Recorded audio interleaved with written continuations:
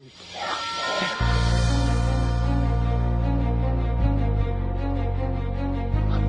out, man. You can't handle the truth. You can't handle the truth. What do all men in power want? More power. My name is Gianluca Zanna. I was an Italian by birth, and I became an American by choice. Our lives and freedoms are in danger. This is not a drill. If you're listening to this broadcast, you are the resistance. All systems go. Welcome to Love, Guns, and Freedom. We're not afraid. Here we go, guys. This is Luca Zanna. You're listening to Love, Guns, and Freedom on KTOX 1340 AM and on UnitedStates.fm network. As I said many times, this show, it is not a hobby.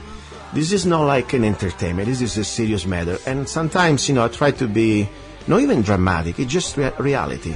We are all in danger. And this sometimes can be also something that could really be dangerous also for our health, for our life. People dying of mysterious causes. We talked in the past about doctors, several doctors from around the United States that they have been trying to oppose and to expose the dangers of vaccination, and mysteriously they've been dying. Now we have another situation. We have a situation of a friend, of a person I never really met in person, but I consider him a brother in freedom. His activism in exposing weather modification programs in Italy and in Europe has been fundamental for the movement to understand exactly these crimes against humanity perpetrated by governments in Italy and Europe. His name is Rosario Marcianò. And what happens? Rosario has been, like in the typical mafia movie, they first give you an offer that you cannot refuse. They try to buy you out. And when they find out that you don't care about the money, you're not going to go for that, then they try to really make your life miserable. And I remind that in Italy there is not First Amendment. So people really can be sued and also criminally persecuted just for expressing their opinions. And that's exactly what happened to Rosario Marcianò and his brother. And they've been paying a very hard price to try to expose the facts of these weather modification, aka chemtrails activities, sponsored by the Italian government, probably in combination with NATO. Now, what happened? A few days ago, Rosario received a phone conversation with his legal team, his legal lawyer, that pretty much that the lawyer was saying that his computer was slow. He was getting, he had all the elements to prove that his computer was at least under control. And who does that normally is the government. And there are also proofs. I saw some hard copy proofs from Rosario that you can see through the IP address that the Italian government, exactly del Ministero dell'Interno, they've been snooping and watching his websites and, of course, also other sites connected to him. Now, what happened, though? His lawyer mysteriously died of heart attack. Just a few days before, supposed to go to court to defend Rosario Marcianò, his brother. Now, I will put Rosario on, and he will tell us more details exactly what's going on. Rosario, come stai? Bene, grazie. Ciao, Gianluca. Ciao. Very good. I explained to the listeners that your situation, first of all, in general, you've been doing this for many years. Ho spiegato agli ascoltatori che tu sei stato uno dei pionieri nel movimento di esporre questo weather modification, chemtrails, scie chimiche in Italia e in Europa, e ho spiegato anche, I explained also that your lawyer, that please can we say the name, possiamo dire il nome del tuo avvocato per favore? Sì, avvocato Fabrizio Spigarelli. Ok, il tuo avvocato, we pray for his soul, e preghiamo per la sua anima, è deceduto, è morto, he's died, mysteriously. What was the final result of the autopsy? Qual era il risultato finale dell'autopsia? No, purtroppo i risultati dell'autopsia non sono conosciuti, non sono stati divulgati. Velocemente il corpo del compianto amico e legale Spigarelli è stato cremato, per cui non sapremo mai la verità. Wow, wait. You're saying that, first of all, we don't know anything about the results of the autopsy, but the worst part is that this body is being cremated. Rosario, com'è possibile? How is possible that is being cremated? Who authorized that? Chi ha autorizzato questa cremazione? The family or who? Evidentemente la magistratura. Sapevo che c'era stata un'autopsia, però appunto ti ripeto, probabilmente l'autopsia è stata condotta oppure ufficialmente in qualche modo è stata autorizzata la famiglia a cremare il corpo. Okay. Rosario said that seems like the magistratura, the judge and the state, but authorized to cremation. But it's very strange, è molto strano, Rosario. Normally in Italy, normalmente in Italia, people are Catholic, okay? And sono cattolici and they don't believe in cremations. Normally they la gente in Italia di solito non fa cremazione, li mettono nella tomba, they put them in the tomb underground.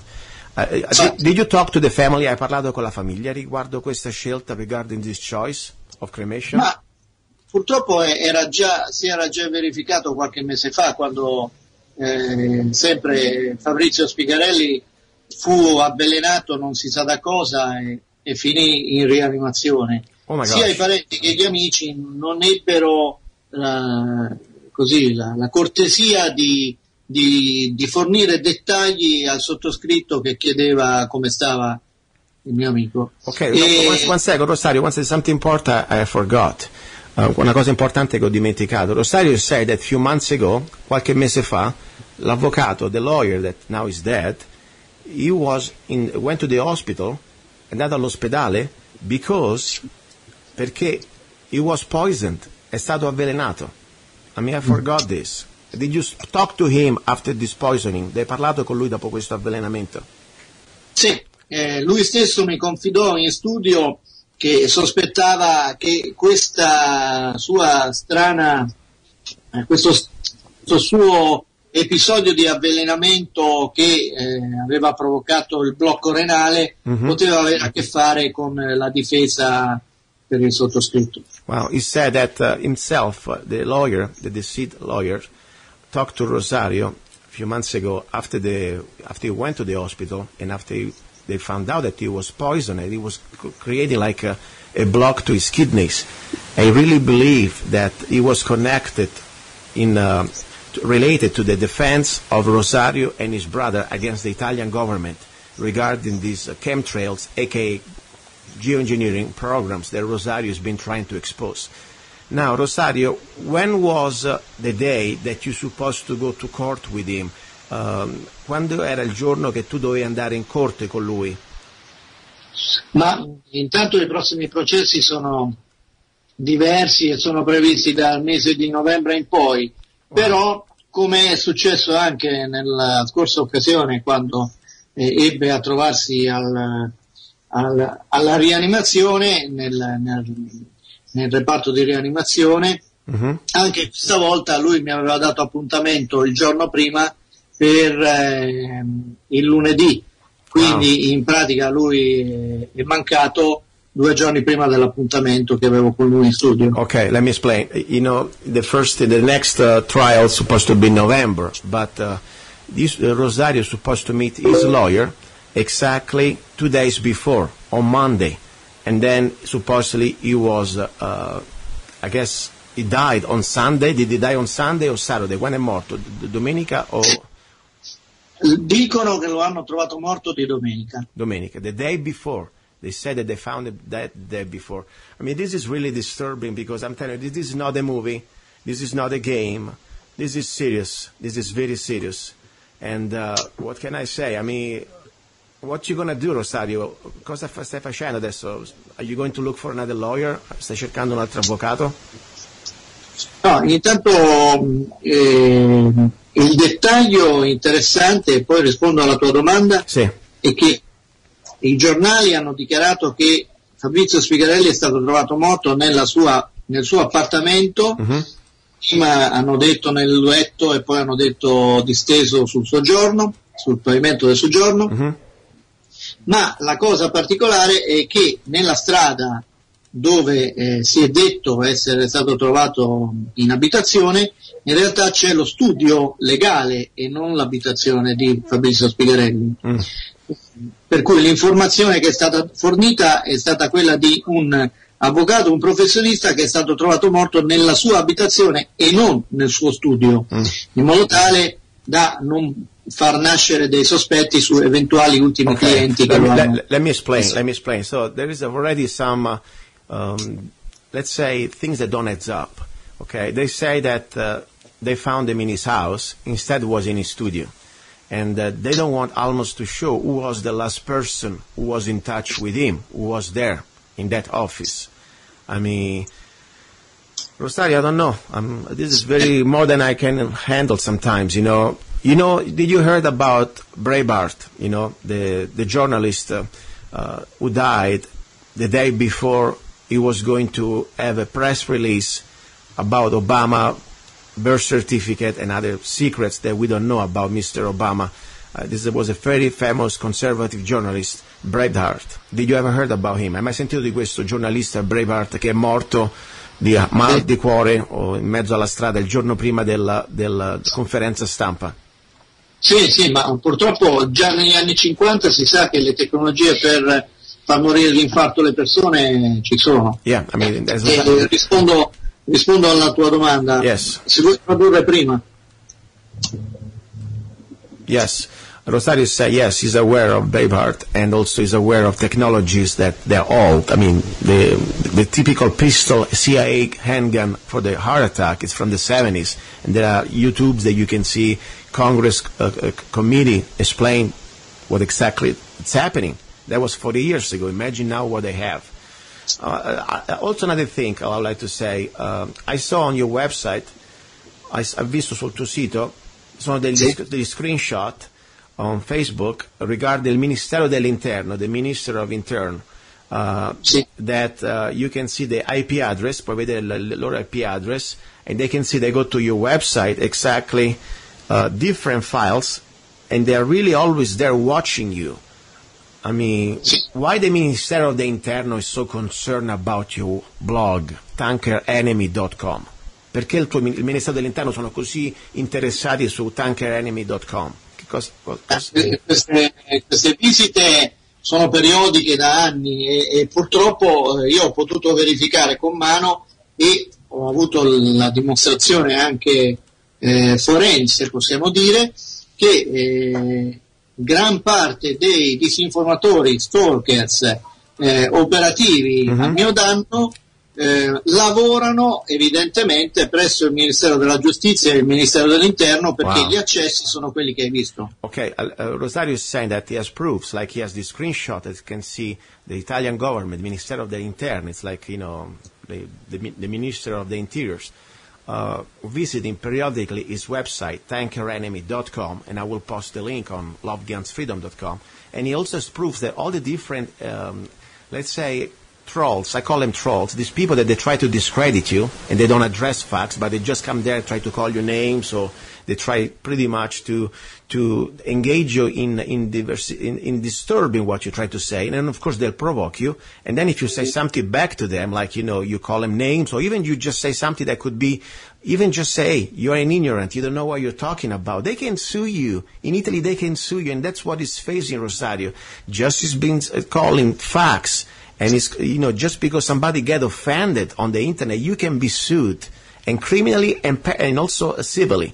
So, and he proved that most of these discreditors or trolls, they work for the Italian government. This is the reality. So my question is, why the Italian government is spending so much money and resources to shut up Rosario Marcianò and his brother? Why they don't want us to know about this weather modification? Must be something so big. This is serious.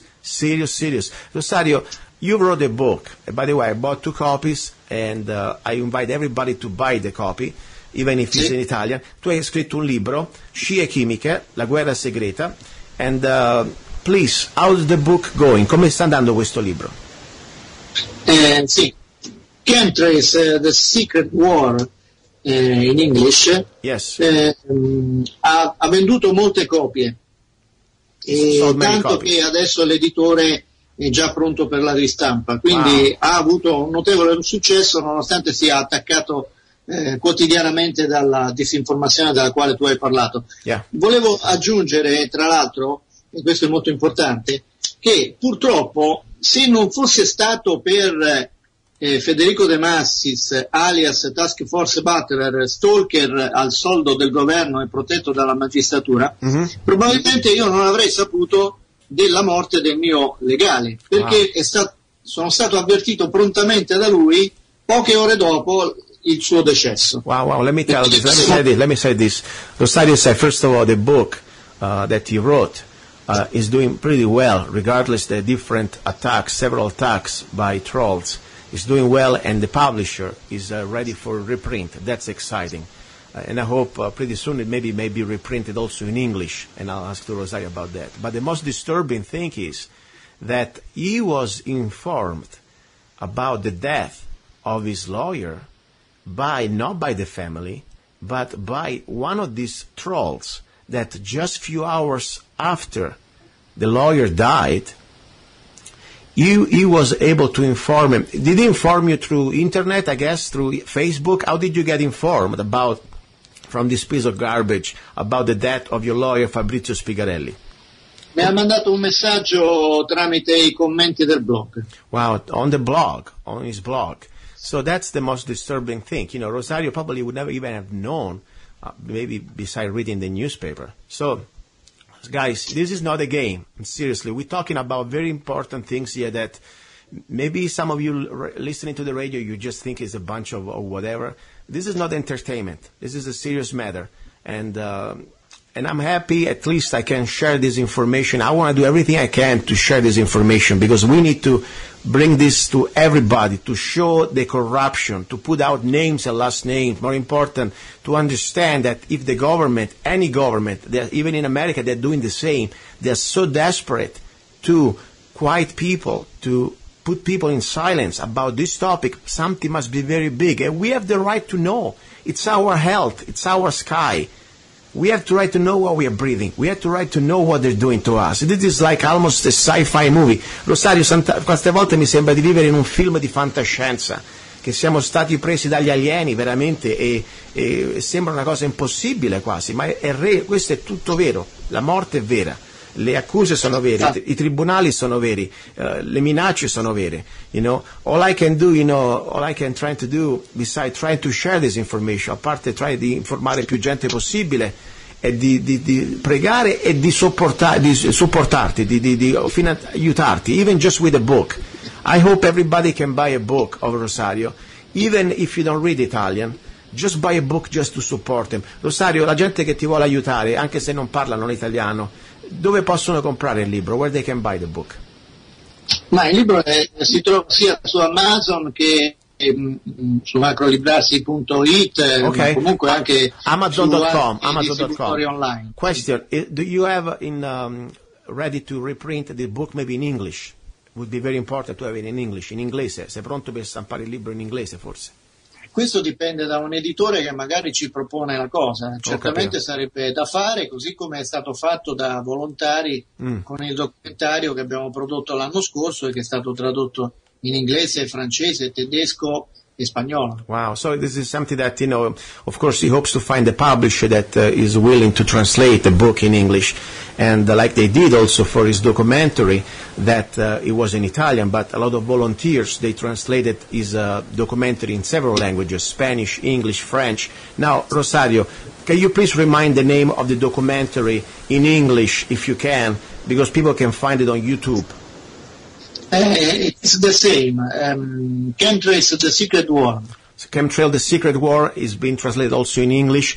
I invite everybody to go there, watch this documentary. You will see the evidence. This is not hocus pocus. This is not a bunch of tinfoil hat.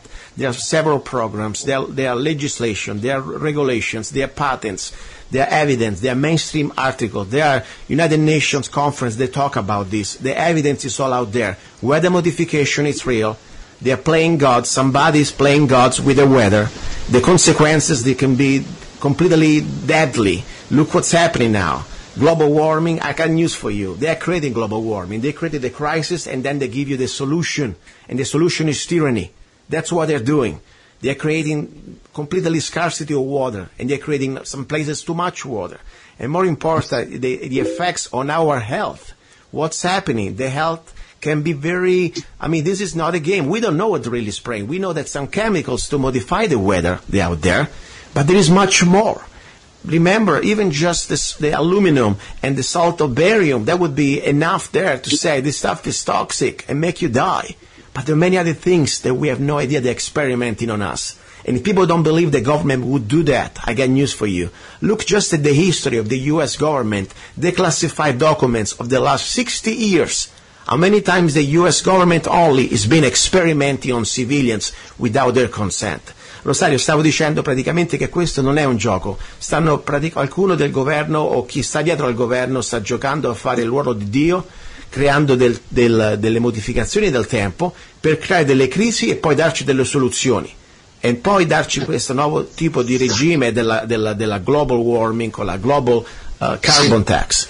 Rosario, I want to give you the floor, whatever you want to say, and then I'll say something. Go ahead. Ti voglio dire l'ultima parola a te, quello che vuoi dire. Ma intanto rispondo alla tua precedente domanda. Ora, le intenzioni, supponiamo che questa morte non sia naturale. Mm-hmm. Supponiamo che non sia naturale. Let's think that this death is not natural. Ok, go ahead. Esatto. Visti i precedenti, perché ci sono stati già diversi precedenti, non solo nella nostra famiglia, ma anche nelle altre famiglie di altri attivisti, no? Attivisti che sono misteriosamente scomparsi e cose di questo tipo.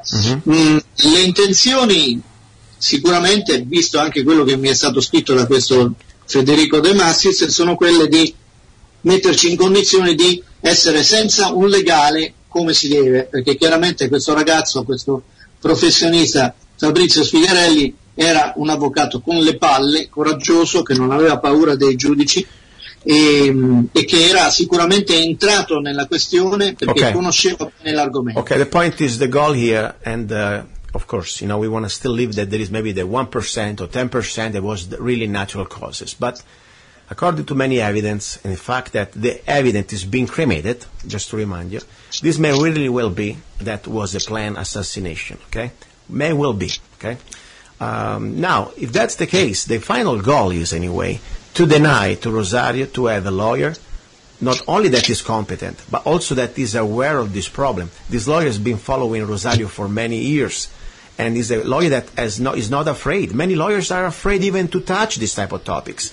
And this is not the first time that activists or family members of activists or people, the same activist himself, in the last 10 years at least, I saw many, they were trying to expose the chemtrails, weather modification in Italy, and they died of mysterious causes. So this is happening. And I know they may listen to the show. And I hope so. So, sai, io penso che questi stronzi stanno ascoltando lo show, e io spero di sì. E vorrei dare un messaggio. I would like to give a message to the Italian government or the people in the Italian government who are trying to play God and they try to play, like the mafia guys. Ragazzi, signori e signore, mi fate una sega a quattro mani, perché il discorso è molto semplice. You can kill somebody, but you never can kill an idea. You can kill a body, but you're never going to kill the thirst for truth. You can kill Rosario today, puoi ammazzare Rosario oggi, puoi ammazzare me, ma non potrete mai ammazzare la nostra volontà e la sete per la libertà e per la verità, ok? Alla fine dei conti ci deve essere un posto in inferno per stronzi come a voi, che praticamente è fatta appositamente per voi. Must be a special place in hell for pieces of garbage and crap like these thugs for the Italian government that were trying to intimidate Rosario and the other activists out there. And they think they're going to make us afraid. You know what? We're all going to die anyway. Moriamo lo stesso un giorno all'altro. Moriremo tutti, pure voi. Però c'è una differenza. C'è chi va all'inferno e chi ci va in un posto forse un po' migliore. Sicuramente voi andate a cagare all'inferno. This was my message. And we are not afraid. Non abbiamo paura. Io parlo per me, ma parlo anche per te, Rosario. I know that you are not afraid. Even if fear is normal. Capisco, la paura è normale, ma a questo punto, at this point, we cannot come back. Non possiamo tornare indietro. There is nothing we can do. We gotta keep doing what we're doing, but other people must help. Altra gente ci deve aiutare. We can just do, you cannot do just yourself with your mom and your brother. People, if you want to help, if vuoi aiutare, diffondi questa informazione, share this information. They cannot kill us all, non ci possono ammazzare tutto. E più importante, risparmia 20 euro invece di mangiarti un caffè, save $20 instead of getting the stupid coffee at the bar, buy a book for Rosario, at least give him some financial support, because we need money to fight these bastards back. Ok? Questo è il messaggio. Non abbiamo paura, we are not afraid, screw you. That's all I can say in English, otherwise they shut me down. Questa è l'unica cosa che posso dire, ma in italiano l'ho detto, andate a cagare, ok? Perfetto. Allora, speriamo che ascoltano il messaggio e ci facciamo un bel caffè adesso. Hai ragione Gianluca, hai ragione. Io non ho paura, per la verità, non ho mai avuto paura. He's not afraid. Magari sono un po' preoccupato per mio fratello. He's worried for his brother. Listen, Rosario, fear, it's a human component, è una componente umana la paura. And there is no courage, non c'è il coraggio, without fear, senza paura. È normale. La differenza è how we handle this fear. The difference is as human beings, come noi controlliamo questa paura. La canalizziamo per avere energia, to have energy, we channelize it to have energy to fight evil, or we just let this, overcome us, o ci facciamo prendere il panico. Io penso che siamo umani, ma tu stai facendo, you're leading by example what every human being should do. Expose evil and fight back. And you stai facendo esattamente cosa ogni essere umano dovrebbe fare, combattere il male ed esporlo. Rosario, I want to give you a hug and a prayer for you, your mom and your brother, and please let's be in touch. Keep me posted, ok? Tienimi informato, una preghiera per te, la mamma e il fratello. Grazie. Okay, guys, don't go away. You're listening to Love, Guns and Freedom with Luca Zanna. More news. This is really getting, I don't know. Sometimes I think I wish I could wake up. It was just a nightmare, but it's real. And we're here to fight back. Don't go away. You're listening to Love, Guns and Freedom with Luca Zanna. He's a songwriter, a poet, a rifleman. I'm not afraid. And a constitutional activist. I'm not afraid. Italian by birth. I'm not afraid. American by choice. Gianluca Zanna. I'm not afraid. And his new CD, Love, Guns, and Freedom. 16 powerful songs on one CD from the heart of a patriot.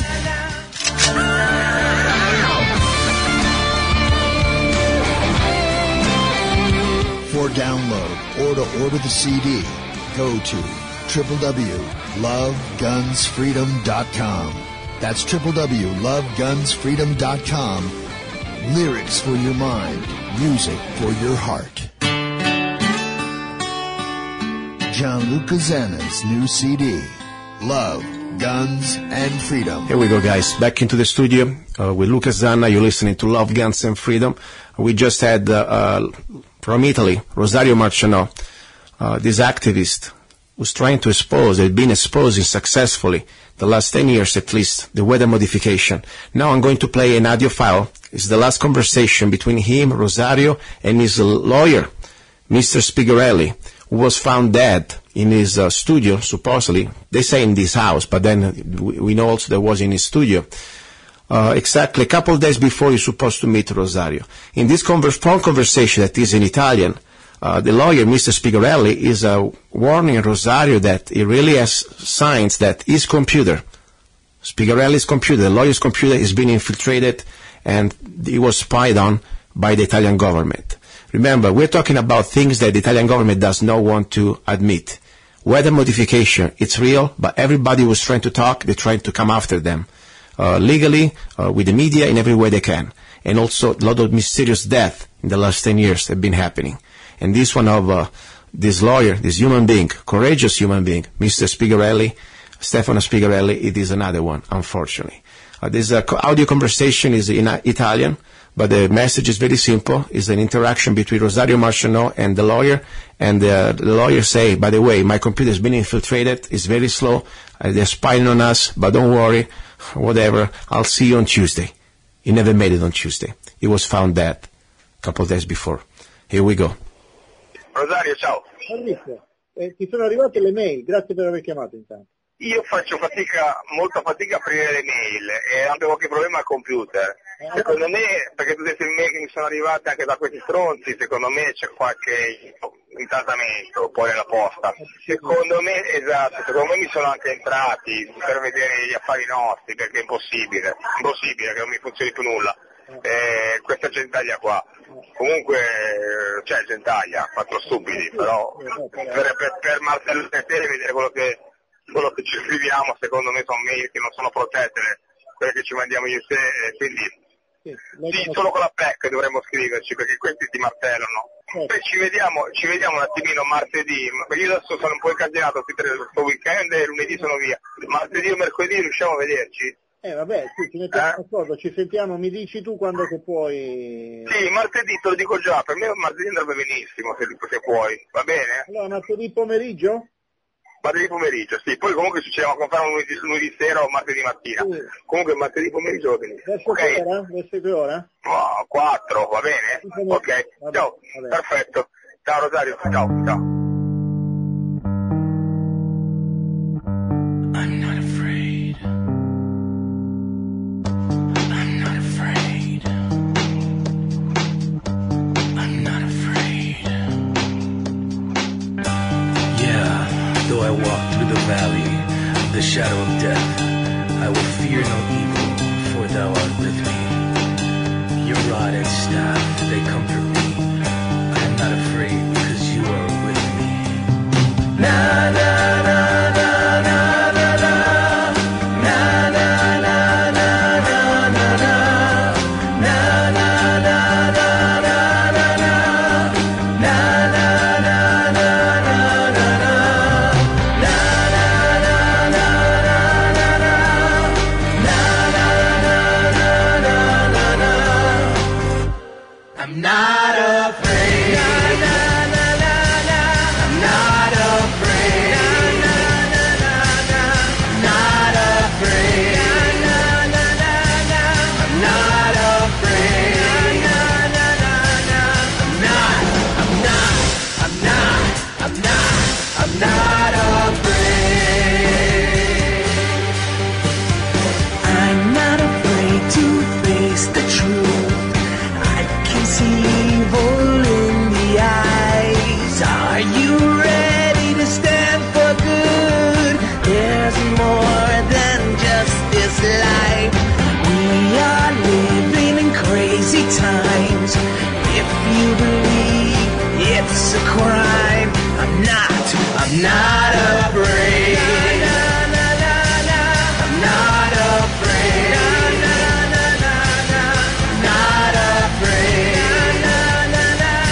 Not afraid. I'm not afraid.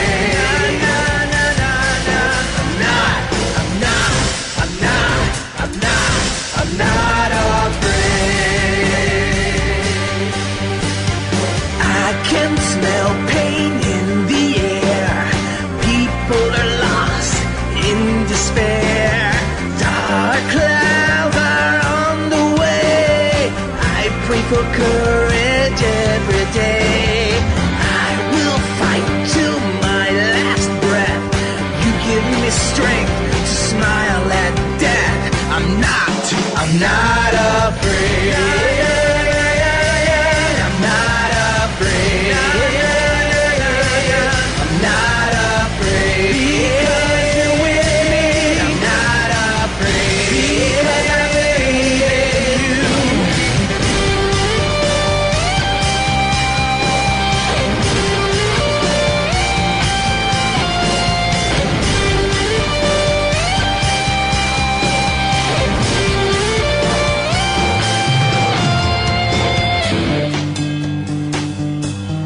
I'm not afraid. I'm not afraid.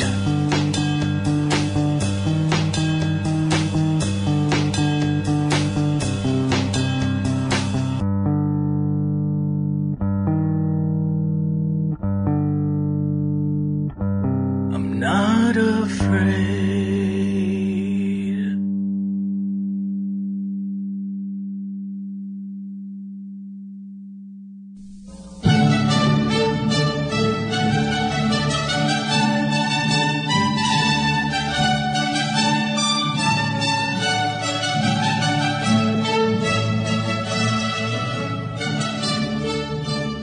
morning of September 11th, 2001, 19 men armed with box cutters directed by a man on dialysis in a cave fortress halfway around the world using a satellite phone and a laptop directed the most sophisticated penetration of the most heavily defended airspace in the world, overpowering the passengers and the military combat-trained pilots on 4 commercial aircraft before flying those planes wildly off course for over an hour without being molested by a single fighter interceptor. These 19 hijackers, devout religious fundamentalists who like to drink alcohol, snort cocaine, and live with pink-haired strippers, managed to knock down 3 buildings with 2 planes in New York, while in Washington a pilot who couldn't handle a single-engine Cessna was able to fly a 757 in an 8,000-foot descending 270-degree corkscrew turn to come exactly level with the ground, hitting the Pentagon in the Budget Analyst Office where DoD staffers were working on the mystery of the $2.3 trillion that Defense Secretary Donald Rumsfeld had announced missing from the Pentagon's coffers in a press conference the day before, on September 10th, 2001. Luckily, the news anchors knew who did it within minutes. Osama bin Laden. The pundits knew within hours. Osama bin Laden. The administration knew within the day. Terrorists who committed these acts and those who harbored them. And the evidence literally fell into the FBI's lap. That a hijacker's passport was found blocks from the World Trade Center crash site, if you can believe that. But for some reason, a bunch of crazy conspiracy theorists demanded an investigation into the greatest attack on American soil in history. That investigation was delayed, underfunded, set up to fail, a conflict of interest, and a cover-up from start to finish. It was based on testimony extracted through torture, the records of which were destroyed. It failed to mention the existence of WTC-7, Able Danger, P-TECH, Sibel Edmonds, OBL and the CIA, and the drills of hijacked aircraft being flown into buildings that were being simulated at the precise same time that those events were actually happening.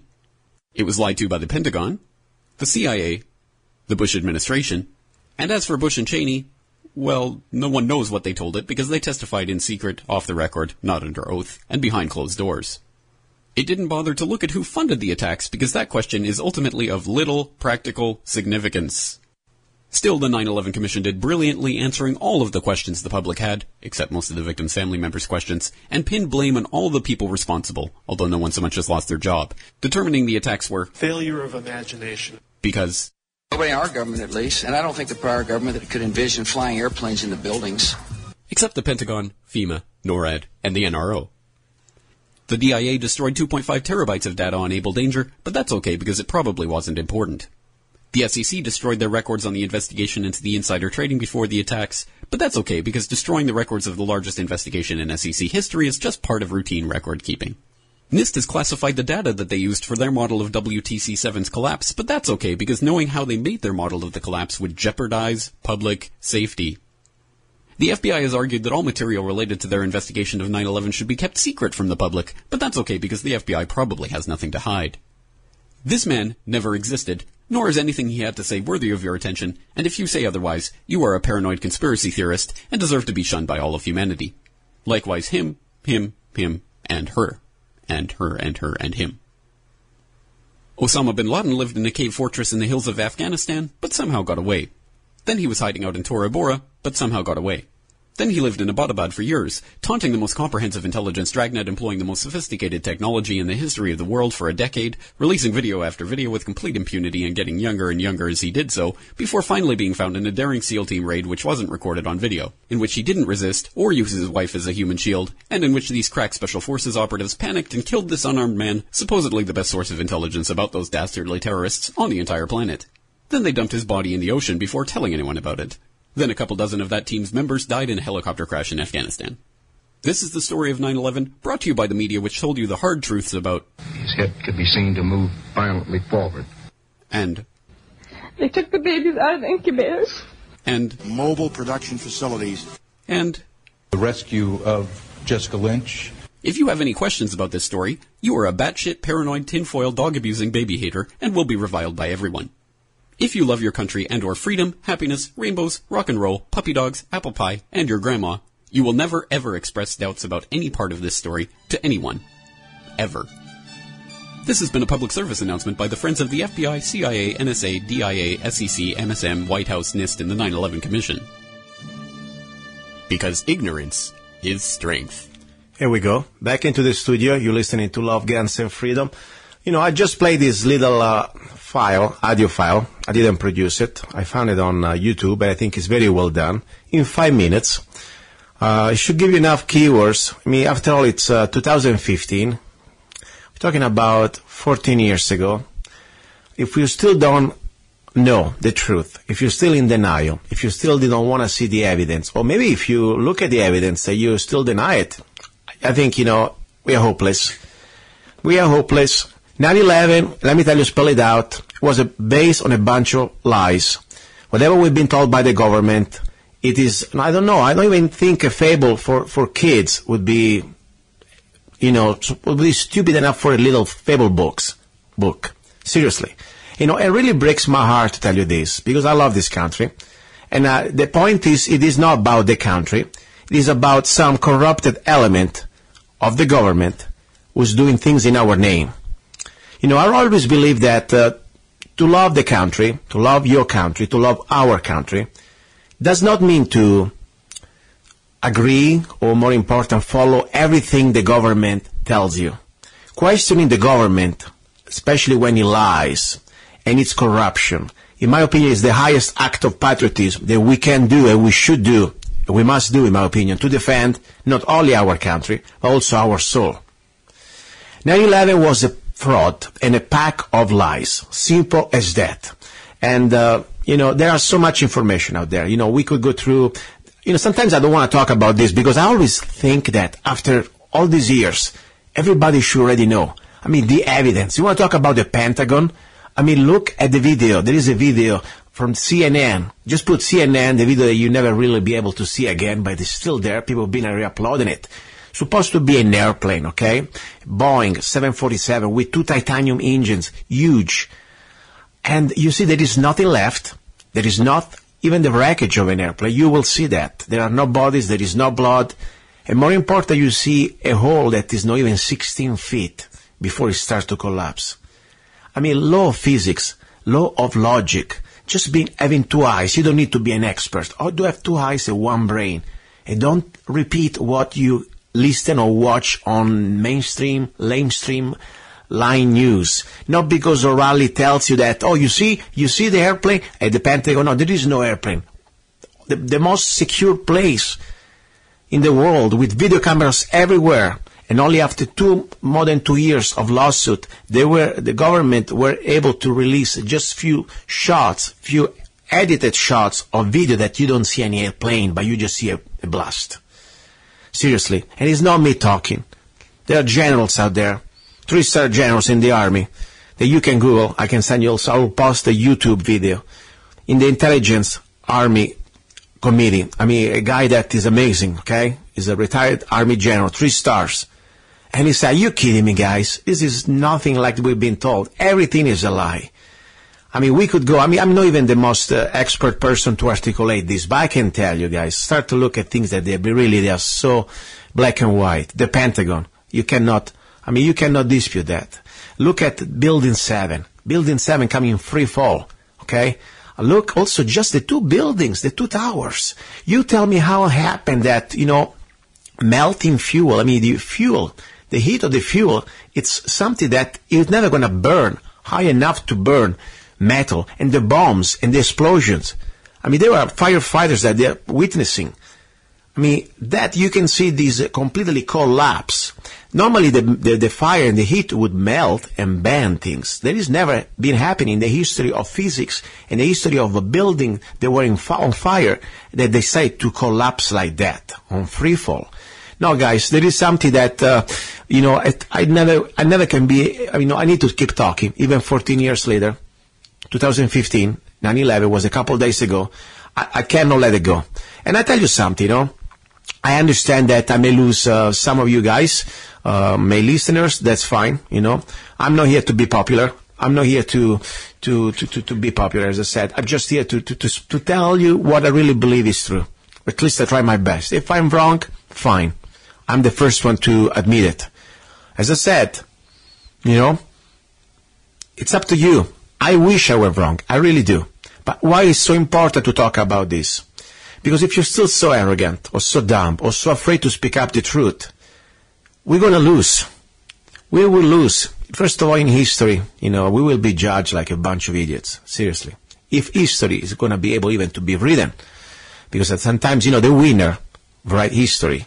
So they're going to write whatever they want. Look now what they write in the history books for the little kids that go to school. The fable of 9/11, I would call it. I would even go there for the kindergarten as a fable book. But more important, we realize that hundreds of thousands of people are already dead. Not only our American soldiers, and many they're back with very post-traumatic diseases that they're so sad, their life ruined, maybe without a limb. Let's not just look at the death. Look how many soldiers were there and came back destroyed, and how many millions of civilians died, because all this was based on a fraud and a lie. The Iraq war, the weapons of mass destruction. Yes, there were weapons of mass destruction. We gave them to them during the 80s when they were fighting against Iran. And we prop up Gaddafi, Saddam. Of course, even Gaddafi is not a show. But that's another story. The point is, guys, the pretext to go to war was all on false premises. There was not even a war. It wasn't declared by Congress. Think how many things was all wrong. So that's why it's so important. And more important, the consequences of this war on terror. A war on terror that's never going to end. A war on terror that's going to go after an enemy without a face. So we have the Patriot Act. So we have the Military Commission Act. We have the National Defense Act. We have all this destruction of our Bill of Rights. All our rights that were given away by us. Because after all, there is a terrorist threat out there. And now we found out that we're financing ISIS. It's a fact. Look at Obama. Look at, Senator, what is his name? Piece of garbage. Senator, okay, whatever. McCain, excuse me. It's all there. And we've been financed, of course. We created Al-Qaeda, was created in the 80s, in its honestly late 70s, to fight the Russians. So it's all, we create these monsters, then we're supposed to go fight the monsters that we created. And then now it's all connected, not only that, but now we have the refugees. These thousands and thousands, I was going to say millions pretty soon, of people. Many of them, they're just victims. Victims of what? Of what we create in there.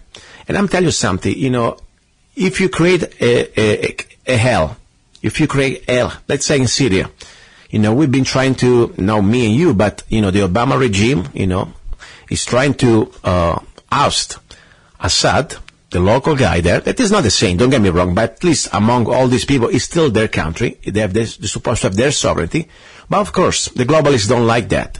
Because after all, Assad doesn't have a private central bank, member of the IMF. After all, they do not accept GMO. After all, they understand what is global government and they don't want to be part of it. That's why. So, at this point, you see, they want to destroy him because he doesn't want to play game with the rest of the world to become part of this new world order. So what they do, they're going to create a monster to go after him. In this case was ISIS. ISIS, come on guys.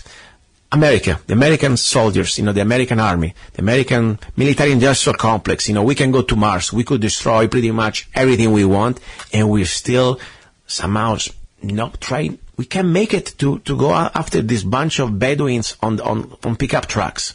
And we can win. Really. Come on guys. It's all created. And it's created to stay long as possible. First of all, because war is always good for the military-industrial complex. Number one. Number two, also, let's not forget, with war, we're going to be open to have more false flags and more giving away our rights. I'm surprised we didn't get anything serious yet on our U.S. soil. All these wannabe ISIS. And also, don't forget, now we're going to have the new crisis of this as a result of this destabilization. You create all this hell, you create all this war zone, all these civilians, they're not going to be able to be there anymore. They have no food, they have no home, the home is being bombed, the house is gone. They want to go somewhere. And that's exactly what the globalists wanted, to create a stabilization in that area. Now, this flux of migrants, in this case, you want to call them, or refugee, even better, what's going to happen? Exactly is going to fall with the plan of the New World Order. Don't get me wrong, I say that, we need to find the cause of the cancer. We cannot just say, okay, cut the arm. Yes, if you have to cut, you cut. But at the same time, we cannot just put Band-Aid on a cancer. We need to find out why these refugees are happening. We cannot blame just the refugees. After all, they are refugees, many of them. First of all, one thing I say so. First of all, we should take care of our people. There is the point that how much you can afford culturally, economically, and also logistically to have. I mean, that's unsustainable. But if we want to stop the problem of the refugees, we should really look into what is creating that. Going out there in the Middle East and create these wars with Syria, and then, Libya and everything else we created, we completely destabilize everything. That's the cause. Now, the general was going to tell you before that I think you really should look into it. Is a 3-star general, is one of the biggest critics exposing the official version of the government about 9/11. It's called General Stubblebine, Stubblebine. And you put that on 9/11 on YouTube, you put General Stubblebine on 9/11, and you will see this guy is so articulate. He's an older guy, and he's so articulate, and he really is amazing. So there's so much evidence for 9/11 that, it's not even funny anymore to talk. And I say, if you want to believe what you want, that's fine. It's up to you. I'm not even trying to convince you, because at this point, this is supposed not to be anything convincing. I like to help people like myself. I was a person unaware. I didn't have enough information. And in this case, it's called ignorance. I tell you, 9/11, 2001, I was ignorant. I just was watching the TV, and I was fed the propaganda from the TV, and I fell for it. Took me more than 1 year, started to do my research, and when people started to present me information, I said, you know what? It was hard for me, especially as a new American, to admit that part of this government, I say part, because not all the government is bad. There's some elements. It's all compartmentalized, okay? They were able to pull this in front of us in plain view. And but I had to face the truth. I could not just say, okay, I want to play the, raising the flag and everything is fine. Yeah, I raised the flag, but the flag must be raised to point it out the truth, to fight for the truth, because we want to avenge our soldiers who died in these illegal wars. We want to avenge the civilians who died, and more importantly, we want to avenge these victims who were murdered that day. And they were murdered because, 19 men with a turban, with a box cutters, they were doing what we've been told. That's the fable. That's a fable. So let me spell it out. I want to be on record. This is not because I have this. I have the ambition that with this show I'm going to change many of your mind. If you don't want to believe it already, you have many other sources out there. You can find out much more information. All I want to put is the keywords.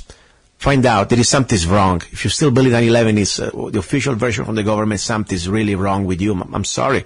Maybe you don't have enough information. All I want to tell you, I don't want to call you names. I'm not trying to antagonize you. I just want to tell you, please do your research. Just go on YouTube. Start to look the law of physics.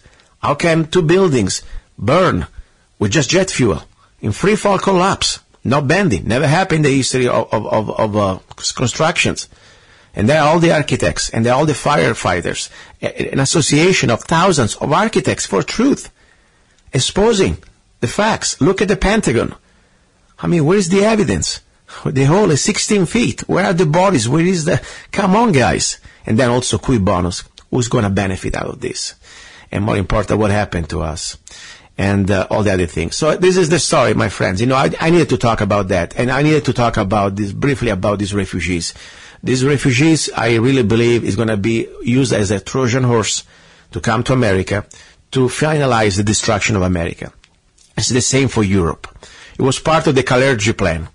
Kalergi, I will post a link on my website on lovegunsfreedom.com, was one of these elites in 1920. He wrote a plan, okay? And was the plan for the genocide of the white people of Europe. It's not about being racist. No, it's just about their plan. I'm not saying that. That's what they're saying. Pretty much that's the way idealize the men of the future. This is according to Kalergi, okay? Kalergi, please. Kalergi states, the men of the future will be a mixed race. The races and classes of today will gradually disappear due to elimination of space, time, and prejudice. The Eurasian Negroid race of the future. This is Kalergi, okay? I'm not talking about that. Similar in appearance to the ancient Egyptians, we replace the diversity of peoples and the diversity of individuals. Instead of destroying European Judaism, Europe against their will, refine and educated these people, driving them to their future status a leading nation through this artificial evolutionary process. Bottom line, he wanted to create a new world order led by the United States, where all the concept of this pan-European movement was the goal to create a federation of European nations led by the United States of America. Okay? And among their supporters, there was, for example, a banker, Max Warburg, who donated 60,000 marks at the time to this evil plan. It was a racist plan, by the way. He wanted to do a special social manipulation of race. Because what they want, they don't want any more a white, a French, German, or a black, or a brown. No, they want all one race. It's called the mud race. They want us all slaves. This was the basis for the New World Order. Seriously, guys, this stuff is out there. I can make it up. Okay? And I tell you, that's what exactly now they're trying to create in Europe and also in America. This complete invasion, the destruction of our sovereignty, the destruction of our borders. It's all been planned a long time ago. So I just, at the same time we must understand these people, many of these people that they come as a refugee or they want to come as a refugee, they are the victims. To help them out, simple. We need to expose the governments who are doing this, who are creating this destabilization. We should say to Obama and Obama regime and every politician who's supporting this war in Syria, this illegal war in Syria, to stop it. We know that you're financing ISIS. We know that you're creating this sort of a destabilization, and it will create, this war zone will create refugees. Exposing evil to the source, we can help these poor bastards to stay in their homes, to stay in their country, and to rebuild it, hopefully. So this is important, guys. And as I said, this show is not a game. You heard what happened to Rosario Marcianò's lawyer. Died mysteriously. Many other people are dying. I'm not naive. I know that I'm here, and I know I could be gone any time. Maybe I'm not that important. That's fine. Whatever it is, I'm not afraid. I'm trying to do my best as a human being. And I wish I were wrong, all the things I'm saying, starting from 9/11. Some of you, they offended. I'm sorry, guys. I'm sorry that the truth offends you, but the logic is out there, and the planet Earth is not flat. We're not in the Middle Ages, and I'm not going to tell you things just to make you happy. I'm sorry. I don't know what to do. All I can say, if you want to help this show, and you understand what I'm trying to do, go to my website, zanna.us. And you can download any of my songs for just 99 cents. Doing so, I'll be able to keep saying things that I'm talking about here. Here we go. Hour number 2, you're listening to Love, Guns, and Freedom. Don't go away. You're listening to Love, Guns, and Freedom with Luca Zanna on United States.FM network.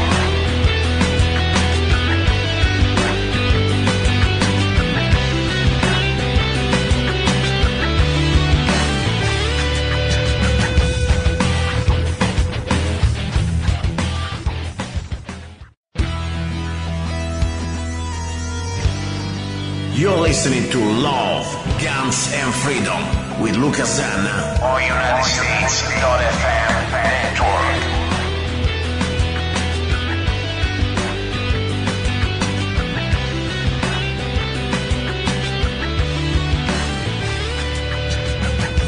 Here we go, guys. This is Luca Zanna. You're listening to Love, Guns, and Freedom on KTOX 1340 AM and on United States.FM network. Now, this is the second hour. It's an hour that many of you enjoy. Some of you, it's kind of new, but this is exactly the idea. I don't want to preach to the choirs. I would like just to reach out as many people as I can to try to understand that this is not just a broadcasting show to make you feel better or to give you some entertainment. This is a serious matter. We talk in the first hour what's happening, the dangers that we are facing as free human beings and as Americans, and I try also to bring you solutions.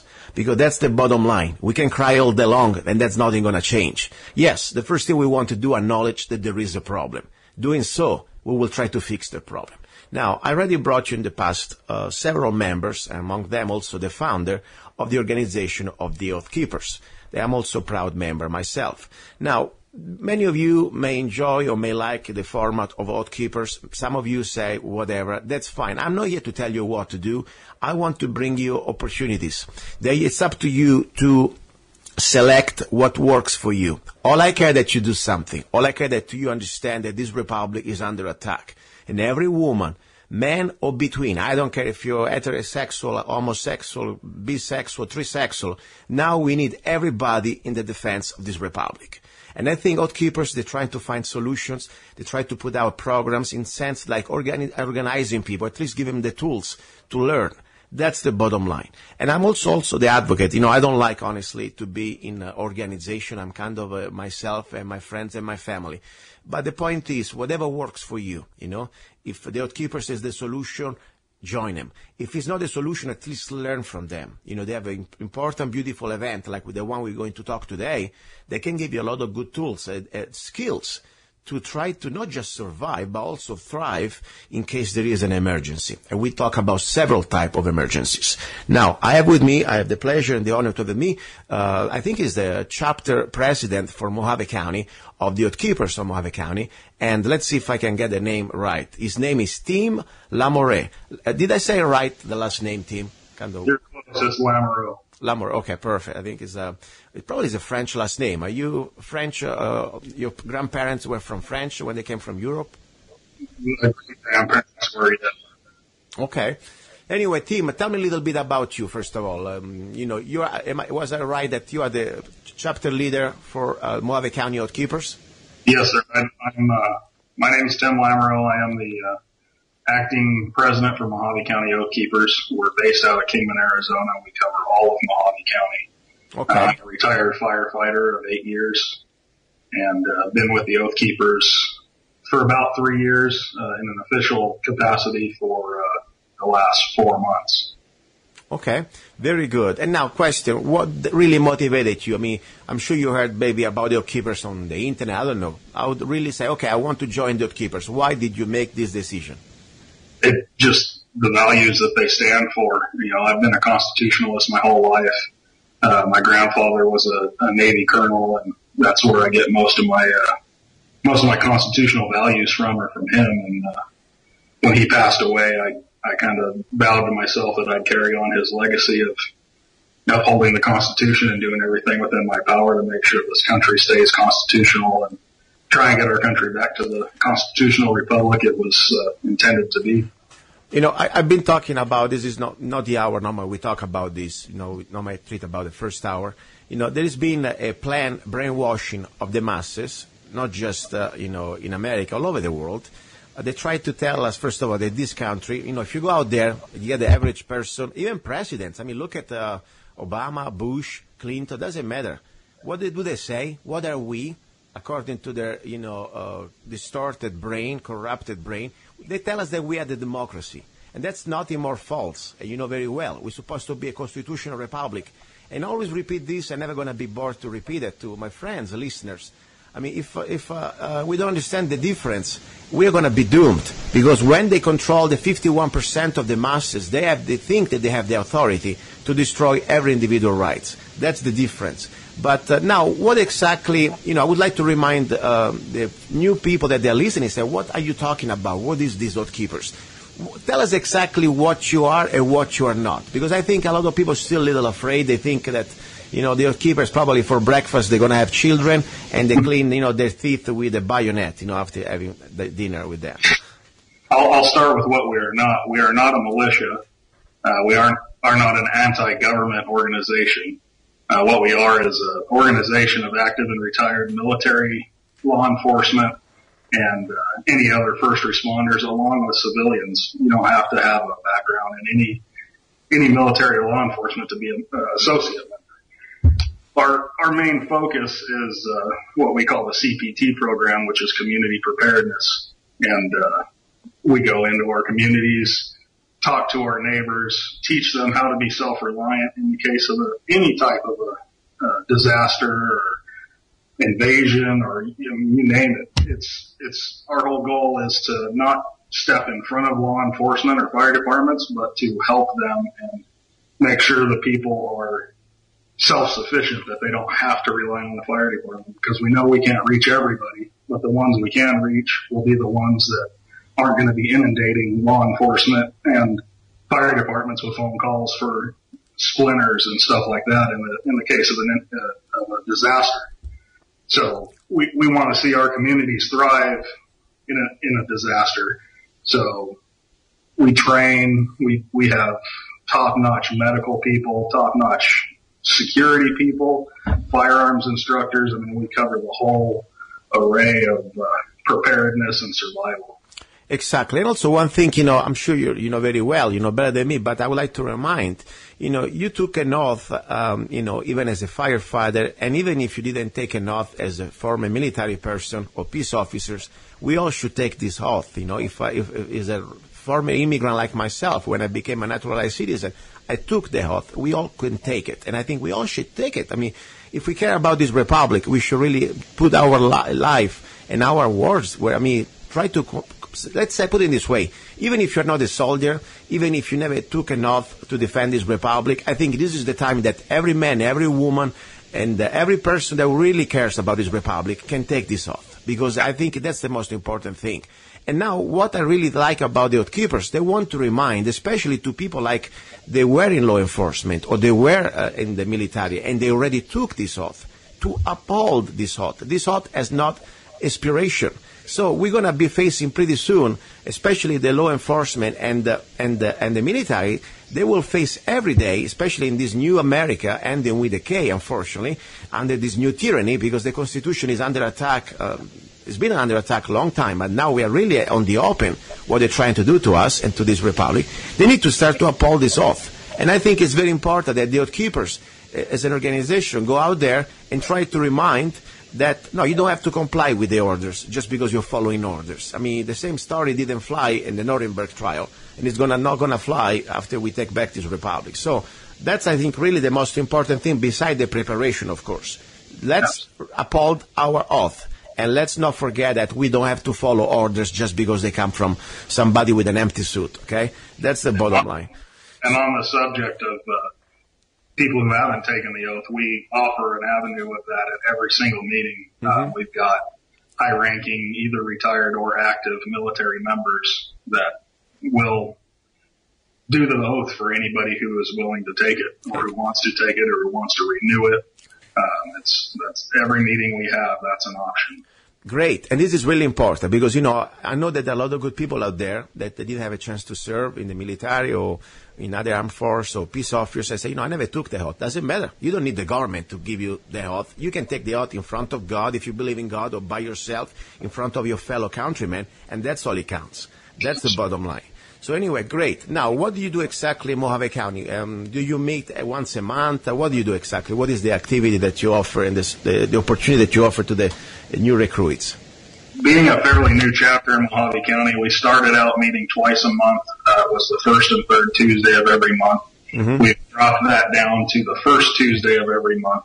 And then throughout the rest of the month, we'll have CPT-type training events, whether it be shooting or first aid or CPR or some sort of a training event we'll do for our second meeting of the month, which won't actually be a meeting. So we'll have the one business meeting on the first Tuesday of every month. And at that meeting, we'll announce what training is going to be offered throughout the month for the rest of that month. Okay.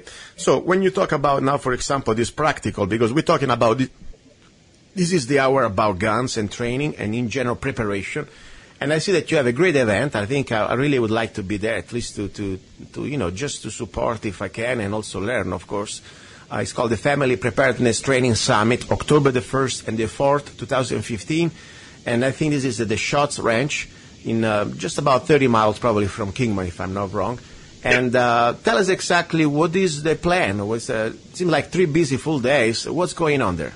Oh, man, it's a huge event. It's being put together by Crosswalk Readiness out of Tucson and Shots Ranch they're in Kingman. They're located at 4628 North Diamond M Ranch Road. It completely complements the Oath Keepers community preparedness team idea. They're covering everything from, there's a new gun ownership class all the way to defensive pistol 2. There's workshops and live fire classes. The live fire classes include handgun, rifle, shotgun, and precision rifle. The workshop classes are everything from how to protect electronics in an EMP, prepping with propane, prepping live small game, small rabbits and things like that. They'll teach you how to field dress a rabbit. You name it, there's a class for it at this event.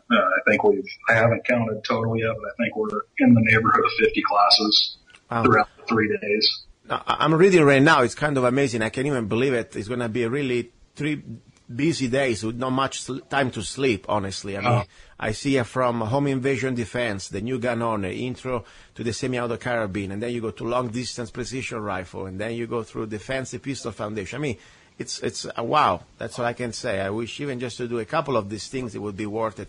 Now, for the average person who wants to join the event, how does it work? How does it cost? How much does it cost? How can people join? For people who have taken firearms training classes before, it's basically free. Wow.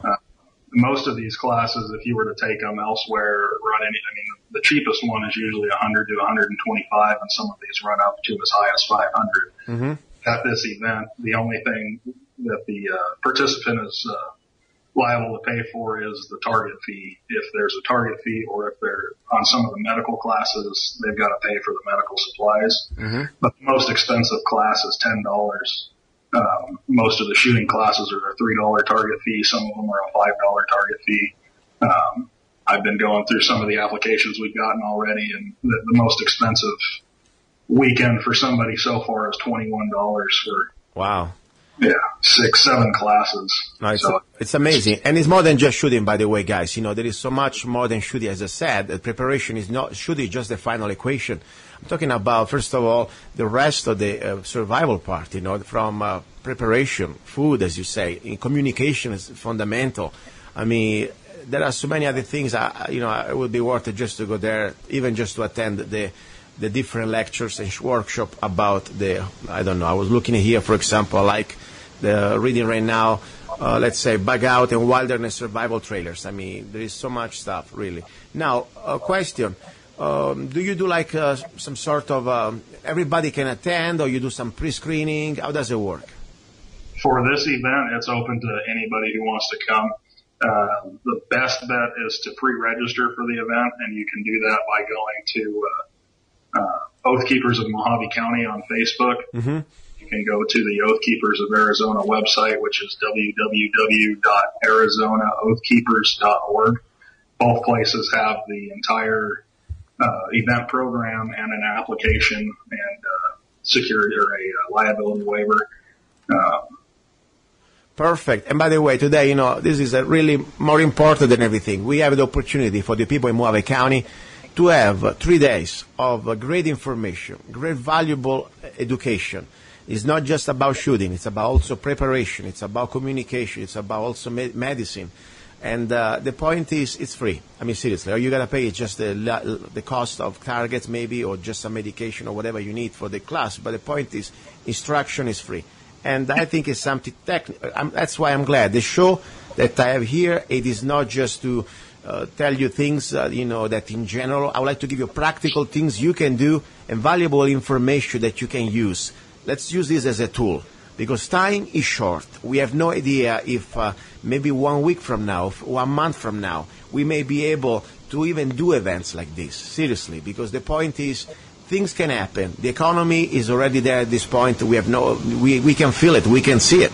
But the economy is just one symptom, because it's been planned pretty much to have this sort of almost implosion. And we know that the government is not exactly, is going to be happy if a big crisis happens. So we got to prepare now. There is no excuse to wait another year or to wait another month. So please, can I give you a phone number or your email? Absolutely. Perfect. You know what? Why don't you do it? You give your phone number, your email. Please, Tim, go ahead. My phone number is area code 760-552-0270. And my email address is oathkeeper1977@gmail.com. And I also wanted to point out, too, that the event has free camping. We know it's kind of a little ways out there. This is a 1,300-acre shooting facility, training facility, and there's plenty of room for camping. It's all dry camping, so come prepared, bring water. And if there's people out there that are maybe uncomfortable with taking some classes, they're still more than welcome to come out and spend the weekend with us and watch the classes. You'll get a lot of information just from watching even the shooting classes. You'll learn safety handling of a pistol or of a carbine or and anybody can sit back and watch any of the lectures and get all the knowledge of the people that were enrolled in the class. So, I would love, sometimes I try to stretch myself, but this is something I really would like to come, and I would like to take the classes, of course. And also I would like to do some interviews and some broadcasting from there. I think it would be great. So, Lister, excellent. This is really, for me, worth just this information, just to have the opportunity for your listeners to go attend this class. For many of you, I understand. For many of us, now the economy is tough and money, they're short. We understand. And we have here a bunch of professional people and volunteers that they try to help you out, try to give you the basic information that normally you cannot get unless you are part of some, a big school. You can join just for some parts of this, because I tell you, I am a life member front site. I go there, I train every time, but we don't talk about communication. We don't talk about other things like, for example, I don't know, let's put it this way, medical emergency or stuff like that. It's mostly just focused on the shooting part. So this is really worth it. Now, talking a little bit about guns. This is the hour normally I give deals, and I gave opportunity to people to find new ammunition deals or guns, rifles, and also training. Now, anything you want to say about, I'm sure you have your own basic rifle and your basic handgun. And I always like to talk like we were talking, I don't know, for example, at the range with friends, with my guests, what is your rifle to go? Let's say, there is the call of duty. And, let's say Mohave County is under attack, okay? We have aliens coming from the spacecrafts, let's put it this way. They all dress in black, and they all start to glow in the dark. Now, you gotta do your duty, you need to uphold your oath to defend this republic. What is your gear? Let's put it this way, because it's more than just a rifle. Many times, we think we look people at the range, I look at friends at the range, and say they shoot with a rifle, and they forget even the slingshot, and they forget even that they need to have extra ammo, maybe a gear. What is your gear to go? What is your configuration to go in case of an emergency? My assault rifle is a SIG M556 Patrol. I love that rifle. It's the best rifle I've ever owned. I'm sure there's probably others out there and people who would disagree, but I just love the fact that it's the best of an AR and the best of an AK clumped into one gun, and it's a piston system, so shooting that thing's like shooting a .22 rifle. You don't even feel it. I've got a Mossberg MVP Flex 308 long rifle, and it's a takedown, so I can pack that in my backpack pretty compactly. And then I've got my sidearm is an HK USP 9mm. That's never more than a foot away from me at any time. Okay, very good. And question, normally, as I said, every one of us find for the specific weapon that you carry, that typical gear that allows you to carry in the average, the typical battlefield situation. I know, for example, my AR-15, I have my gear, I have at least 400 rounds on my gear. What is normally you have, what do you use? Like you have some sort of jacket, or how do you carry your ammunition? Any specific thing you have? I've got it's a tactical case for the AR that's got I think it holds 10 magazines, and then my play carrier holds another 6 magazines. Okay. Plus, my go bag's got at least 500 rounds in it. Okay. And whatever else I can grab out of the gun safe before I run out the door. Very good. And question, you have, you are a former firefighter, so I'm sure you have some basic emergency, medical response skills, I mean, one thing that normally people don't even put too much attention, the basic medical kit that in case, I'm not talking about becoming a doctor or becoming a paramedic, I'm talking about at least, you're on the field and you have, I don't know, a laceration of a cut, and that especially if you're in a remote area, and you have a bad cut on an artery, you can die very fast.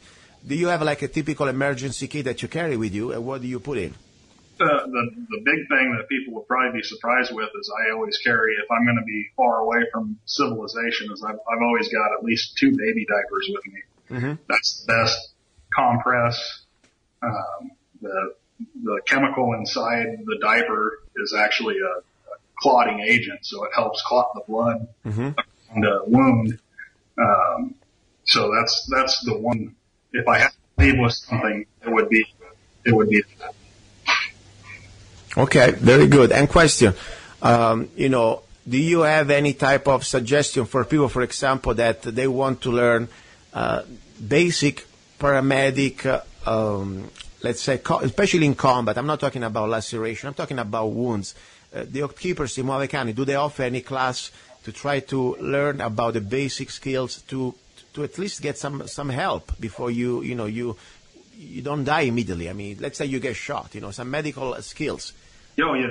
Yeah, we've, my CP coordinator is a retired 30-year firefighter paramedic, and every single meeting we have, he'll go through at least a 20 or 30-minute life-saving technique, be it tourniquet or anything like that. And there's going to be a big class on that at the event that in October too, called the TC3, which is Tactical Combat Casualty Care.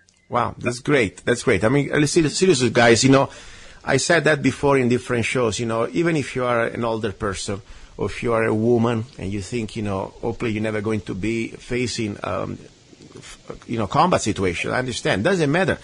All of us can have a role, and I said that when I talked a couple of weeks ago about the book, Total Resistance by the Major Van Dyck, that was the Swiss Army Major, that pretty much in this book explains that every person in the country, from the little child, the young child, or to the woman or the older person, can do something. And there is so much need. There is need for every person on the field. There needs to be at least two people behind. Be sure that they can take care of logistics and also taking care of situations like medical emergencies. And that's very important skill to learn. And I think people should look into these oathkeepers in Mohave County, even if you're not interested into the shooting part, just because maybe you can learn some basic skills, especially because we live pretty much all in a remote area, many of us. And if something happens, at least you have some basic skills to wait for the expert to come there and to save your life of maybe your son or maybe your daughter, Let's say you have, a bad laceration, a bad cut in the middle of the desert, you're bleeding profusely. You got to do something immediately. Now, question, one thing only I want to say, you mentioned before about your rifle, assault rifle. Not because I wish we had assault rifle, honestly, but we don't really have assault rifles unless we have the Class 3 NFA special license from the federal government, because I don't want to make these people that hate guns excited when you mention the word assault rifles. You see, they have assault rifles. No, we don't have. Even we should have. It's our right, the right of the people to keep and bear arms. Doesn't say which rifle we should have, but the point is, an assault rifle, the legal definition must have a switch selector from semi-auto to full auto or to at least 3-round burst. So technically, the rifle that you talk, just to make these anti-gun freaks calm down a little bit. No, it is not an assault rifle. It's a semi-auto sport rifle with the pattern of a military rifle with a magazine, full capacity magazine. Let's not even call high capacity. I say capacity magazine. It's not castrated magazine like they would wish to have. But anyway, great, man. I really appreciate what you're doing. I appreciate your effort, and more important, I appreciate, to share this information and this class, because this is really, really good stuff. I think we should all treasure. I want to give you the floor. Whatever you want to say, go ahead. Stadium that's available October 1st through the 4th, Schatz Ranch up on North Diamond M Ranch Road in Kingman. You can't beat the prices, and these aren't just guys off the corner running these courses. We've got active SWAT instructors, front sight instructors. These are top-notch instructors from around the country. They're not just from here in the Kingman area, or just in Arizona even. And Schatz Ranch is one of the best facilities, one of the biggest in the state, at 1,300 acres with 37 ranges. And it's right here in our backyard. And we're lucky enough that Jeff Jolly, the owner of Schatz Ranch, is the oath keeper. He supports us 100%, and his facility is open to us at any time we ever need to use it. So, And this is one of those times that we're taking advantage of that. Very good, very good. Listen, I really appreciate you. Now, guys, don't go away, because the second part of the second hour, I will bring you deals. We have some great deals on ammunition and also some ideas of training. You're listening to Love, Guns, and Freedom with Luca Zanna on KTOX 1340 AM and on United States FM network. He's a songwriter, a poet, a rifleman. I'm not afraid. And a constitutional activist. I'm not afraid. Italian by birth. I'm not afraid. American by choice. Gianluca Zanna. I'm not afraid. And his new CD, Love, Guns, and Freedom. 16 powerful songs on one CD from the heart of a patriot.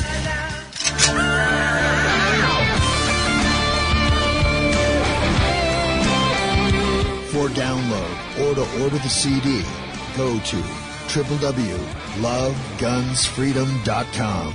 That's www.lovegunsfreedom.com. Lyrics for your mind, music for your heart. Gianluca Zanna's new CD, Love, Guns, and Freedom. Here we go, guys. Back in the studio. You're listening to Love, Guns, and Freedom with Luca Zanna. That was my little commercial. I remind you always, I don't like to be, thinking that everything's free, Don't get me wrong. I have a great opportunity to broadcast from this station, also on the internet, but there are also some costs. And the first cost is my time. I use really a lot of my hours that I could really make some money during the week. And I want to do it because I really would like to use this opportunity to spread the message. And the message is love, guns, and freedom, as you know. And to keep this show free, I'm never going to be tired to say it again, I want to be sure that if I have corporate sponsors, they have no problem. I can say whatever I want. But also I like to have your support. Support means that you, the listener, you share the same values and ideals that we are talking here, you can support the show with just 99 cents. You don't need to be rich.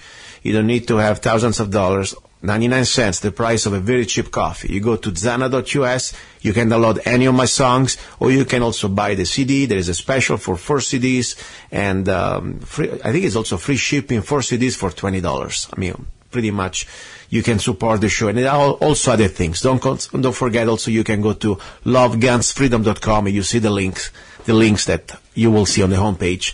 And sponsoring any of these links, you will do your part, and I appreciate it. Now, back to the show. This hour, I like to bring you ideas of training and also deals. First of all, something with a handgun, something that I really think it's important, and I learned that during my first front sight class, in the 4 days handgun class, defensive handgun class. It's called the ragged hole 1 square inch target, okay? You have 1 square inch target that you mark. You can do with a little marker, and then you can use, of course, make photocopies. I suggest you to make at least, let's say, on a regular piece of paper, at least 4 or 5 little 1 square inch. So the drill is called ragged hole. And I call it ragged hole 1 square inch target, just to make it more clear. So what you need to do, you need to put this target with 1 square inch, starting at 3 yards. Then, of course, you go to 5 yards and 7 yards. What is the idea? This is not a drill to have speed or reflexes. This is about accuracy. And more important is a way to master all the 3 secrets of marksmanship that I talk about this in some other shows. And if you're curious, go to my other website, handguntraining.tv, and you will see the 3 secrets how to shoot straight. Now let me just refresh them to you. First of all, you will realize that when you try to shoot a 1 square inch with a handgun, it means there is no stock, there is no real support. If you don't have all these 3 secrets very well ingrained in your mind and in your body, it's not going to happen. Not even at 3 yards, I got news for you. But you should be able to do this at least at 5 yards. And the idea is to put at least 5 rounds, let's start even with 3 rounds in this 1 square inch. And when you're able to put the 3 rounds in 1 square inch, you will have a ragged hole. That means the little square inch is going to be gone. It's going to be all holes. Great feeling when you're able to do that. Now, as I said, first of all, no rush. Be safe. Eyes and ear protection. Be sure that you don't have, you have a good backstop in the back. But also be sure that there are no opportunities or chances, let's put it this way, to ricochet. Because, you're shooting at 5 yards. and you must have, a paper target, and behind you want to have some sort of a barrier does not ricochet the round, the bullet, okay? So, eyes and ears ready to go. You start from the ready position, so you don't need to do this from the holster. You have a limited time, try to take your time, but don't have all day for 3 rounds. The idea is that you shoot the first round, and then you use your, let's say, it depends which pistol that you have, or which handgun, okay? I like to, with my Glock, to use also the reset. Reset click, that really helps the accuracy. But the idea is you do 1 round, you do a reset, you shoot another round.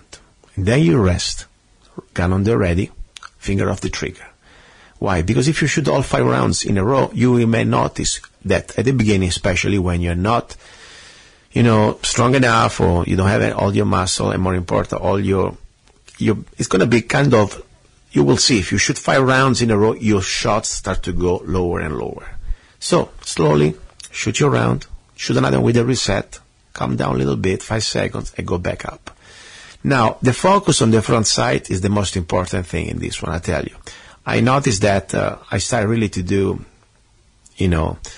big progress. The first time was kind of rough, I tell you, to put 5 rounds in 1 square inch at 5 yards, it's kind of challenging for the first time. But then with practice, and more important, listening to the tips of what you should do, the 3 secrets, first of all, focus on that front sight. Don't focus on the square inch. Otherwise, the group is going to be all over. Focus on that front sight. It's going to make really a big help. Then, of course, you must have this sight alignment must be perfect. No way to have any type of little mistakes here. We're talking about 1 square inch at 5 yards or 7 yards. And then, of course, the trigger. That's fundamental. You don't want to move that gun. You want to have a trigger manipulation that is perfect. Why this exercise is so important? Because when you're able to do this type of drill consistently, that means you're able to shoot at 5 yards or 7 yards within 1 square inch. Means that then when you try to, if you have to do some shots during stress, engaging adversary, let's say you need to do a failure to stop, like what people call the headshot. Guess what? It's going to be much easier. You master that principles. You master the marksmanship part. That's very important. So I tell you, it's a great exercise, and I would like to do a little challenge with you. Not only challenge, a little bit of surprise. Send me a little video, YouTube, that you're able to do 5 rounds at 5 yards within 1 square inch. You mark the little black with the black 1 square inch. You put all 5 rounds in 1 square inch. Guess what? I'm going to send you 1 free CD. Guess what? I'm going to send you 2 CDs on mine. Wake Up America and Don't Trade on Us. Okay? So, just to give you the input, I think it would be great. I think it would be a great exercise, and I'd like to know your feedback. If you have different ways to do it, let me know. Now, speaking about challenges and also training ideas and gifts, don't forget we are getting close to the deadline of the challenge to win, the opportunity to win, I call it a contest, to win 1 free diamond membership at Frontsight Nevada, offered by myself and Chris Chang. Chris Chang was my guest, is a great professional shooter on History Channel. He was my guest a few weeks ago, and bottom line, we decided to give a 1 diamond membership at Frontsight Nevada, one of the best firearms institute in the world. I really believe that, And I'm a life member, but Frontsight is not even a sponsor. I'm sponsoring it, okay? I'm giving it away. And me and Chris, we find out a way how to do it. And there is a very simple contest. You will see on the details on lovegunsfreedom.com, www.lovegunsfreedom.com. You will see the photo of Chris Chang and win a free diamond membership at Frontsight. Click that. There are all the information. But it's very fun and would be something that I really would like to see your video coming to me. So I'm not going to tell you how to do it for the contest. Just go there and check it out, okay? That would be the second thing. Now, a little bit of information about also a thank you. Thank you that is a great guy from California, Eric. I'll keep his last name private. He's a good guy. He's a listener, and he's always sending me bottles of wine. I really appreciate it. Eric from California, you're a great guy. I love you, my friend.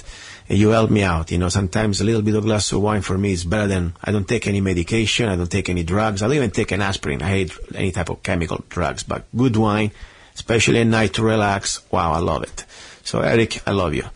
Now, talking about gifts, I want us always to bring you great opportunities in this show, okay?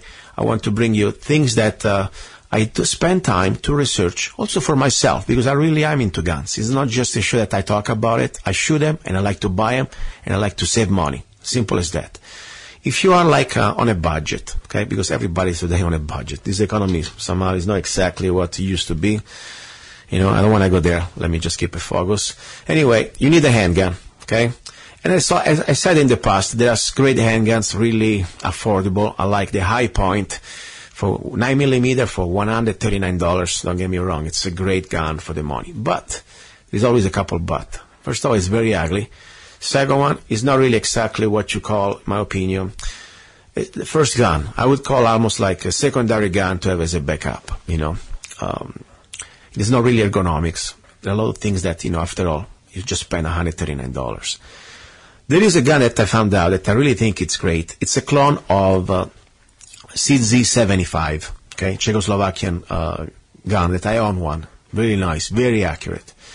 But this is another one. It's called EAA, okay, SAR B6P. I say again, EAA SAR B6P. Semi-automatic, 9mm, 4.5 inches barrel.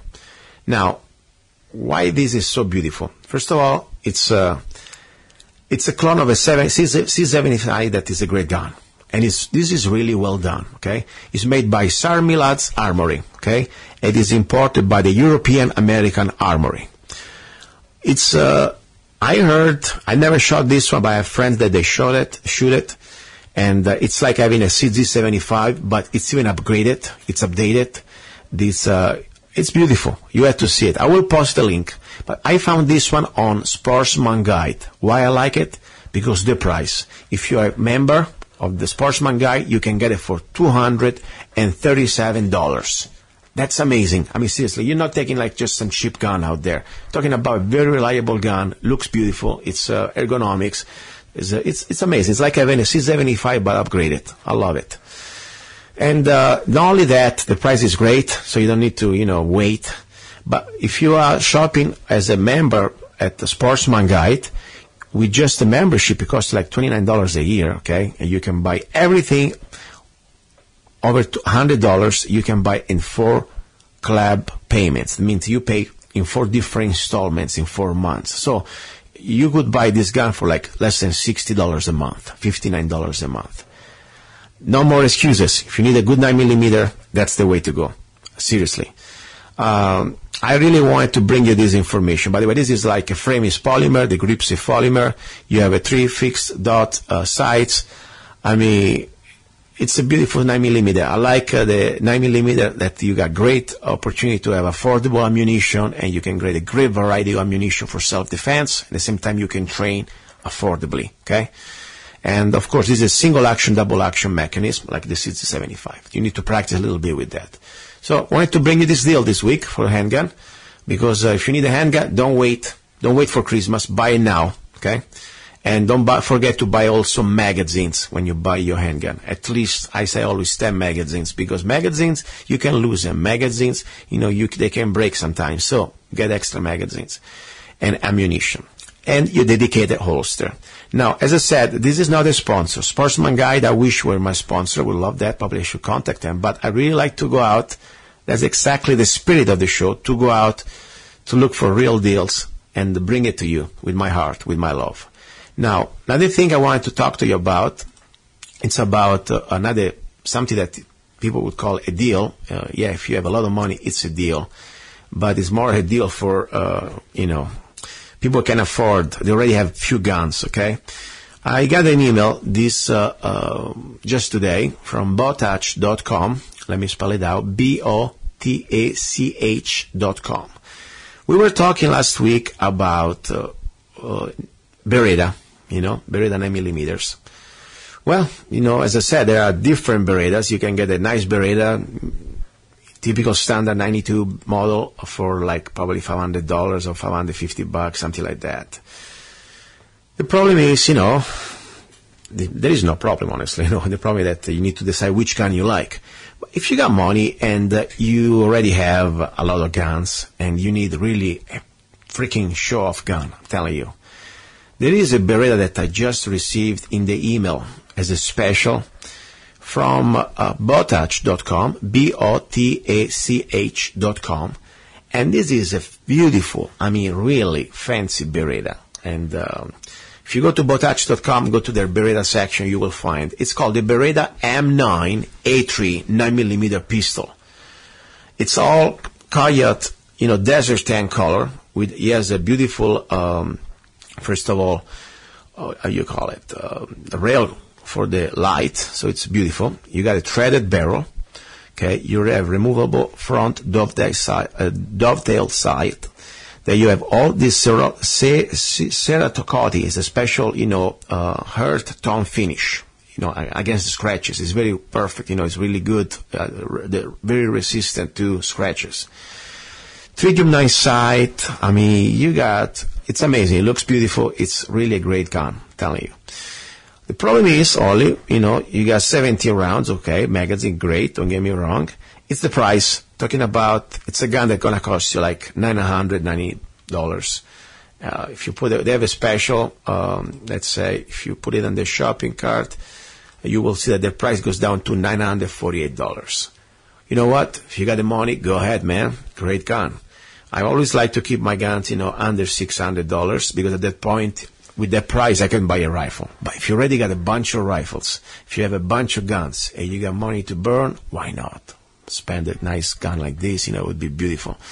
And honestly, if I want a Beretta, I want one Beretta only, I may just wait a little bit and look at this. Because, as I said, I was going to get a Beretta. This is really something that would make the great 9mm gun. Because it's the best of the both worlds. You have a Beretta, you have also, of course, I like to have the Tritium 9 sight. I like to have, first of all, the threaded barrel. I do not have any silencer right now, but in case one day I wanted to get one, that would be perfect. I like 9mm like that. And then, of course, I like the color, and there is also an oversized magazine bottle. Just check it out. It's very, very well done. And they have also this magazine, they are new generation, they're called sand-resistant 70-round magazine. So, something just to pay a little bit of attention to, in case you need an extra fancy gun. Now, we are getting almost at the end of the hour, but there are more news and more things to share with you. Meanwhile, I want to share a little bit of a song, and then we come back, okay? You're listening to Love, Guns, and Freedom with Luca Zanna. And if you listen to my voice, it's kind of a little weird today. Yes, I have a bad back pain. I've been driving too many hours. In my last trip to California, I really had to go to the chiropractor to fix it. You drive 14 hours in a day. I'm not Rambo, okay? I'm getting kind of old for this stuff. Anyway, all right, guys, don't go away. You're listening to Love, Guns, and Freedom. More gun stuff here on the air with me. Get us out of the United Nations. Get us out. We are a free nation. Get us out of the United Nations. Get us out. Get us out.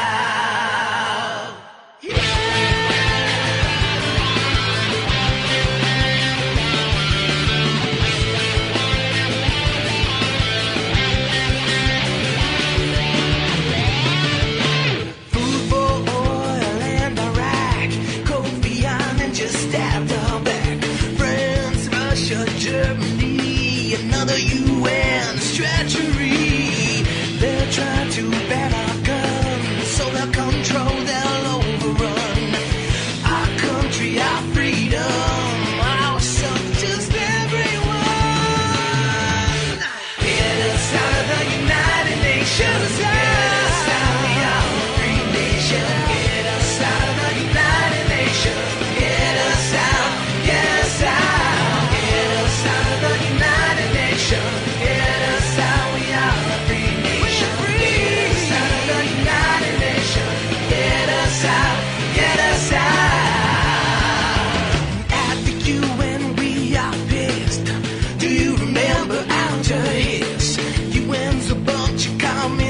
lies hidden eyes, a Trojan horse of our time. UN's freedom from the war means they're gonna rule the world. Remember Congo, Rwanda, Kosovo. UN hates God. Yeah! Get us out of the United Nations. Get us out, we are a free nation. Get us out of the United Nations. Get us out, get us out. Get us out of the United Nations. Get us out, we are a free nation. Get us out of the United Nations. Get us out, get us out.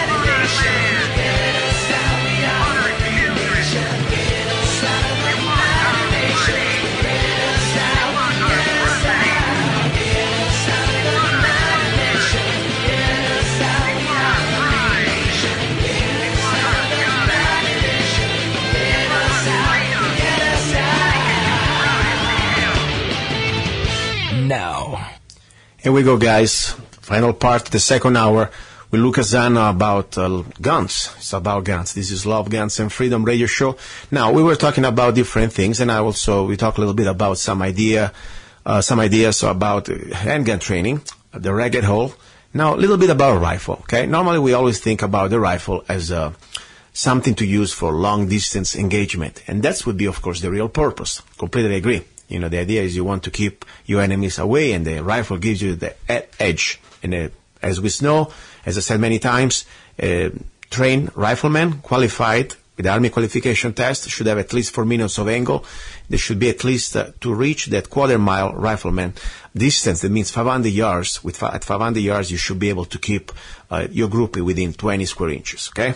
Now, the rifle can be also used very effectively at close distance, but a little bit different. You know, you don't need to have all this side alignment like you would do with the regular, shots you would be placing at 100 yards or 200 yards or so. It's called a pointed quick fire, okay? Regardless which rifle you have, okay? For targets or engagements, I don't want to call targets, I train normally with the body shape, okay?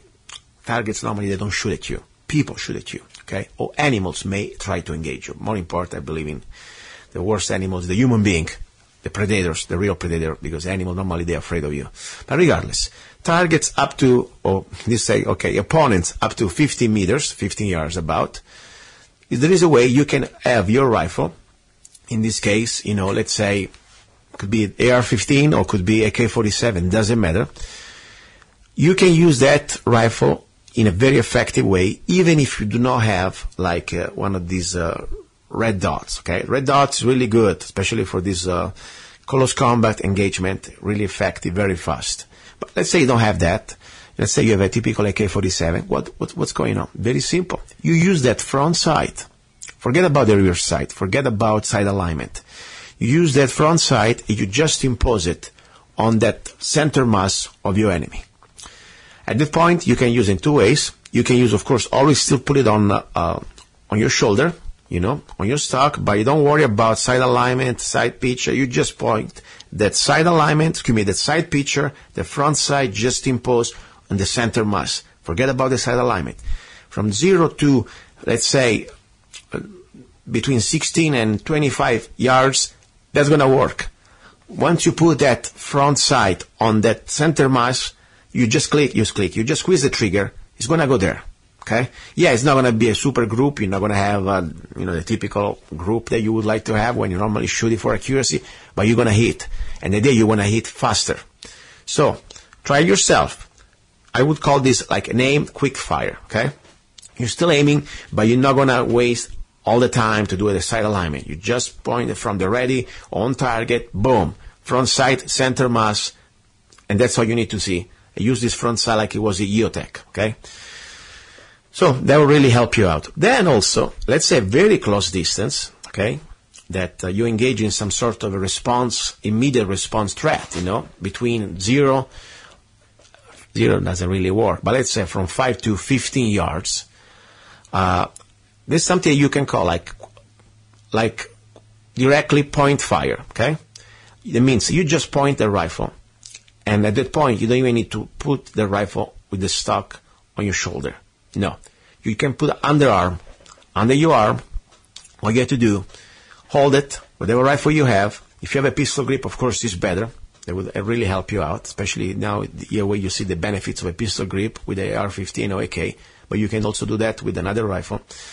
And all you have to do reactively, with this type of fast response engagement, what you want to do, you want to point the front sight exactly in the center mass. And technically, you're not even going to be able to see the front sight because your eye, you're going to look at almost at the adversary. But at such a close distance, up to 15 yards, you will see with a little practice, you will be surprised how much you can hit the target very fast. So you don't need to waste the extra time to raise the rifle on your shoulder and then engage it. You can really do this sort of underarm type of holding position of your rifle. Just some ideas, because I really think it's good to be prepared with your rifle in every scenario. And don't get me wrong, the rifle for me is the first weapon. If I have to do it, if I have to choose, if I have to engage something or somebody, I always prefer the rifle first. But for sure, some situations, you have you need to fight in a different way. If you want to use the rifle in close combat situations, it's going to be different than just if you were using it for long or let's say medium length distances, okay? So don't start to get all, somebody shooting at you at 20 yards, don't start to say, okay, now I'm going to go down prone and I'm going to do all my little different side alignment, set picture, and respiratory pause and all the stuff. Different world. So we got to train in different situations.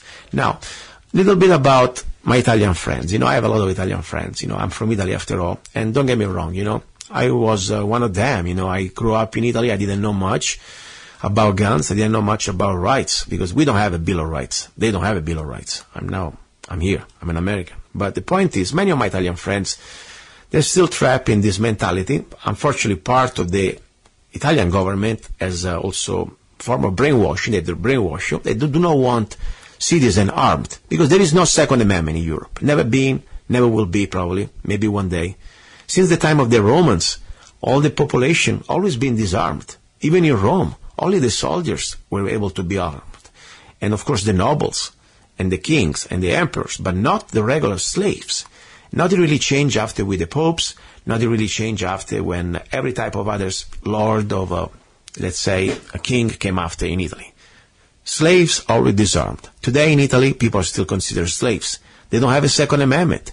And they try to tell them that the guns are evil. Only the police should have guns. Of course, they forget me why criminals get guns anytime they want, and there are home invasions, and there is a lot of violence, and now especially with the last 10 years of complete unlimited flood of illegal aliens coming from everywhere, with the complicity of the Italian government, crimes is very dangerous. You cannot even anymore stay in your home. There are home invasion everywhere. Different gangs, different type of crimes. Now there are the crimes from the Albanians and the Gypsies and the North Africans and prostitution everywhere on the streets. It's really, really rough. But no, you, Italian slave, you are not able to have a gun.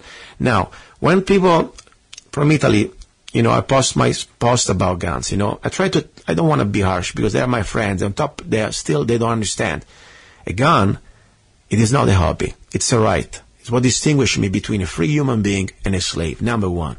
Number two, no, the government is not going to be there to help you, to protect you. Evil is everywhere. Even in Italy, there is evil. Home invasion, people being killed, it's everywhere. It's part of human nature. So what we can do to stop evil, to have a good person ready to step up and to sacrifice and risk his life or her life if they have to. And the weapon gives you that edge. The weapon is the great equalizer. Gives the opportunity to even a woman or an older person to be able to have a chance to defend themselves. That's the bottom line. I hope my Italian friends can understand. This is not just some sort of a privilege. And no, it's not about the bazooka. What do you need a bazooka? No, don't start to bring me that topic. It's not about the bazooka, my friend Claudio. Come on.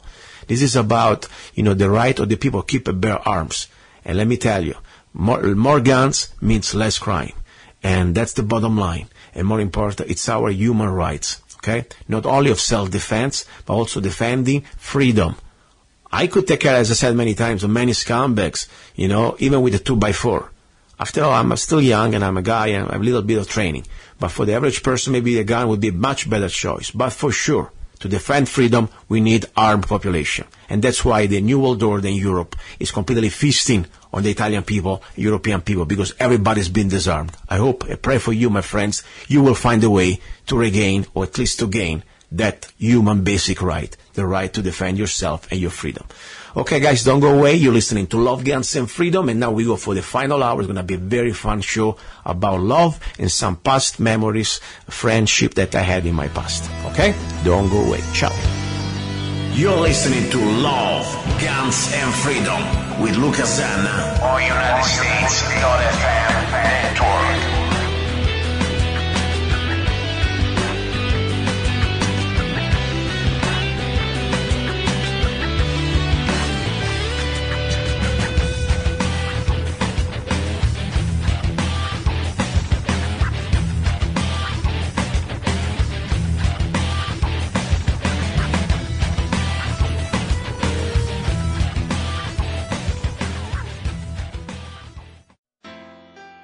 Have you ever met someone on an online dating site and thought, wow, this guy is perfect for me, or she is simply amazing, only to find out they were hiding a deep, dark secret? They plan to vote for Hillary.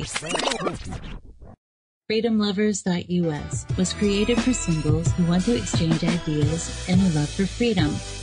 People who are looking for solutions to create and defend freedom in the real world, and at the same time, getting that once-in-a-lifetime chance to find their true soulmate. Whether you are interested in meeting your soulmate, making new friends, networking, or hanging out with that like-minded liberty lover, visit FreedomLovers.us. It's the first free dating site and community. So patriots, don't waste your time with other dating sites. FreedomLovers.us is the place where like-minded singles really... Okay, guys, this is Luca. You're listening to Love, Guns, and Freedom. As I said, this show is pre-recorded. I don't go to the station. I don't like to drive to California. But the point is, regardless, I like to have your input. I like to talk to you. And more important, I like you talk to me and talk to the audience. The show, for me, was as an idea of a show for all of us, something we can create together. And also it gives me the opportunity to reconnect to all friends or people that I met years ago during my experience as a new American, on my journey, all the things I was doing and I'm still doing. So it's a great opportunity to reconnect with people that I met in the past, and also, more important, I would like to have their input. I would like to have your input. I remind you that if you want to come on the show, all you have to do, just send me an email, go to lovegunsfreedom.com, and send me an email from there, and I'll call you. I'll call you, and I would like to put you in. Of course, let's try to stay on topics, on things that normally I talk on this show, okay? This is not a typical show that you listen on a commercial radio station. We will not talk about football. We will not talk about American Idol or stuff like that. This is, for me, it's like some sort of a very important matter. We're talking about freedom. We're talking about our rights in our republic. Now, from Texas, I have a lady who I met many, many years ago, or at least a decade ago. And I'm so proud that we are still in touch, and she's my Facebook friend. And here she is, I would like to just to say, Cindy, are you there? Yes, sir. Nice to meet you again. Nice to talk to you again. Remind me or remind us when and how we met, because that was a kind of an interesting experience. I believe we met during the original Minutemen Project, guarding the border in Arizona, 2005. Yes, it was a Tombstone, if I well remember, correct? Yes, Tombstone, Arizona, Cochise County. Yes, I remember like it was yesterday. At the same time, it seems like a life ago. And I'm telling you, that was a very incredible experience. Now it's exactly 10 years ago. We passed the mark of 10 years ago. It was April 2005. But I tell you, so many things happened meanwhile. And also, for me, that was a very important experience, because I was coming, at the time I was living in California, And after I spent those few days there in Tombstone, in Arizona, even just driving through, I had the vision, at least I had the inspiration to say, you know what, I got to leave California as soon as possible. And after I came back from the Minutemen experience, I was able to sell my home and just sit to the border and cross the Colorado River and moved here to Mohave County. Listen, now, where do you live right now? Where are you located? I am in North Texas. Okay, perfect. And tell us a little bit. Northwest of Dallas. Okay, Dallas. Okay. At the time, where you were living, still in Texas or in Arizona? Where you were living at the time? No, I was here. I was living here. I quit 3 jobs to go. I had 3 part-time jobs at that time. Okay. And I quit all of those, packed my bags. Didn't really think I was going to return. I mean, prior to the Minutemen Project, which I'm sure you remember, President George W. Bush met with Vicente Fox from Mexico and the Prime Minister of Canada. Yes. And they had a trilateral summit type thing. And whenever Vicente Fox asked Bush about the Minutemen that was rumored to be going to the border, he actually made the statement, I'm not going to have no damn vigilantes. Yes, I remember that. Vicente Fox said that if he could get a Minuteman, it was all over the news in Mexico, if he could get a Minuteman in his jail, we would be there 40 years. Yes. And then, of course, the drug cartel started putting bounties on our heads, and probably 2/3 of the people that had originally signed up to go, that had taken vacation, had planned, RV trips and planned the trips, they all decided that it wasn't worth it to risk their lives. But that just made me and the guy I rode with, which was another fellow Texan, a newly retired Marine, made both of us even more adamantly interested in going to protect our nation, because we were standing up for the rule of law, and we were not breaking the law, and we were showing our government that our borders could be secured, not like what they've been telling the media. So it was, like you said, a life-changing experience. It was experience that gave me the feeling of pride and patriotism, and it was, to me, like a B-12 shot for the soul. Yes, and I agree with you. You said something important. I was not even an American yet. I was 3 weeks away from my citizenship at the time. Okay, so it was kind of an important time for me, because I realized if I was going to get arrested or just in trouble, I would lost my opportunity to become an American. So I really had to think a lot. But when I heard about Bush, piece of garbage, calling us vigilantes, and Fox, that they want us to put us in jail, and as you said, the drug cartel that want us dead, I said, you know what? This is probably the most. This is our. If you want to show love to your country, this is the time that you need to step up. And even if I wasn't formally an American, I thought this is we are on something big. If all these enemies of this country that is trying to stop us, to point the problem, because all we wanted to do is show the lies of the federal government that our borders, they were secure. And all you have to do is be there with a video camera. You can show that there is no border. And that was all part of the plan. So I'm with you. And also, I'm telling you, it was a magic moment to meet people like you that we found, even for a few minutes or a few hours spending time together. Even I never met you, I never knew you. I felt like we were, regardless our different backgrounds, regardless that maybe my English was different from yours, I felt like I was your brother in freedom as for me, this new country. So I really have great memories of that. And tell me something, after the Minutemen, what happened to you? You came back to Texas? I mean, you went to Texas, right? Yes, I returned back after the original Minutemen Project. And if I remember correctly, I hadn't even unpacked my bags yet, all of them. Whenever there was a July 4th muster in 3 Points, Arizona, and I got together with some other Minutemen, and we went to that. And then I came back, and that was like a 3-day, 4-day thing.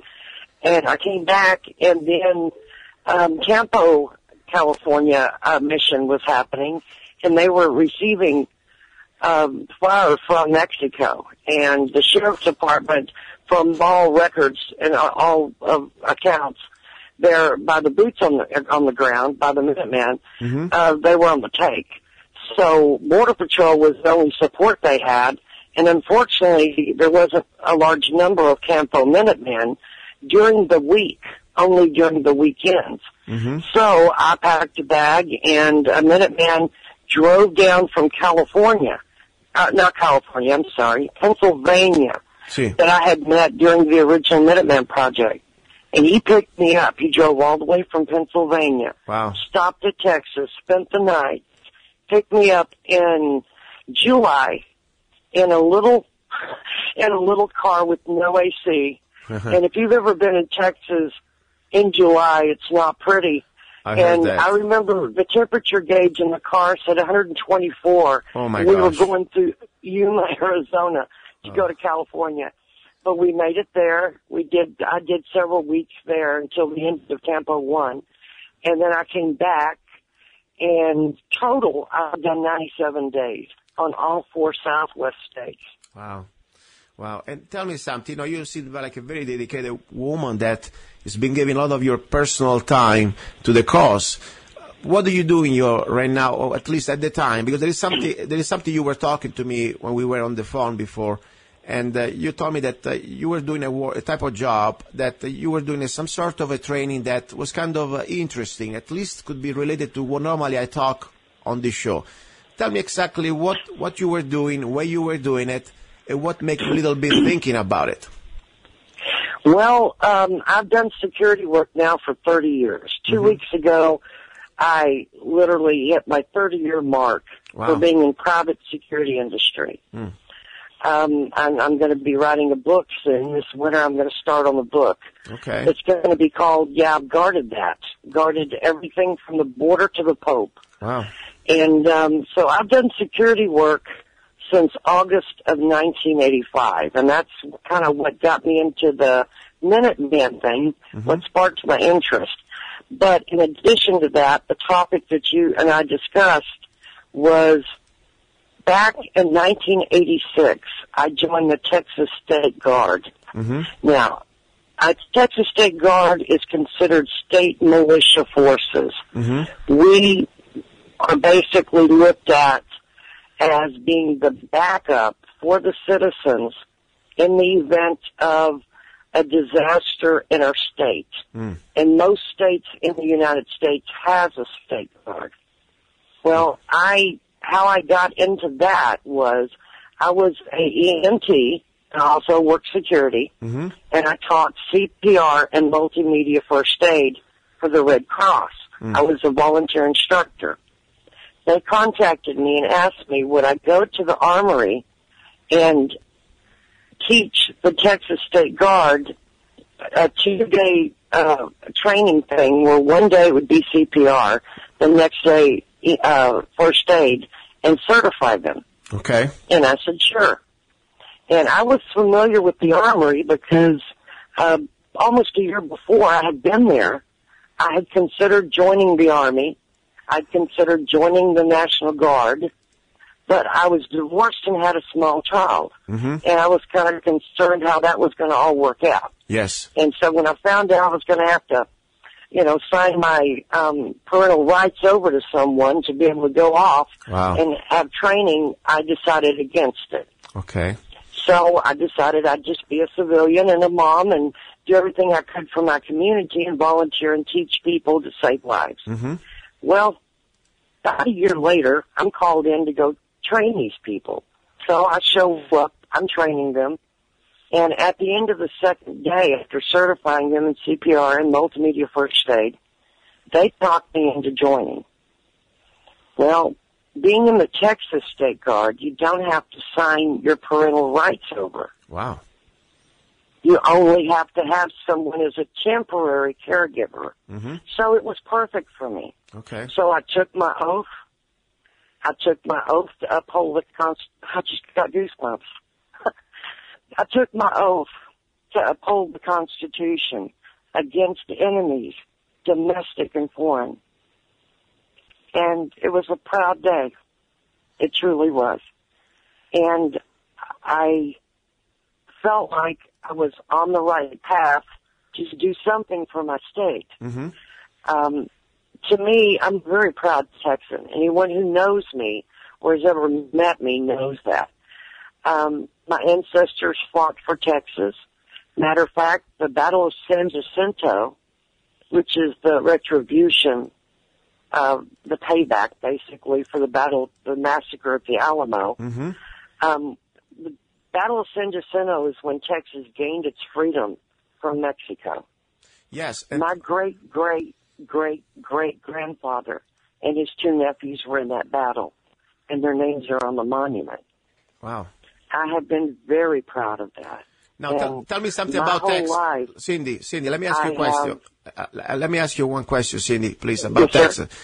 For example, I heard that, and I did some research, that Texas, when joined the Union, before was a republic, that's history, okay, a Republic of Texas, and in the contract with the federal government, is it true, and I always double-check with the different people, several people that I know that live in Texas, that Texas technically has the right to succeed from the Union in case... Yes, sir. So that's something very important. You know, I think...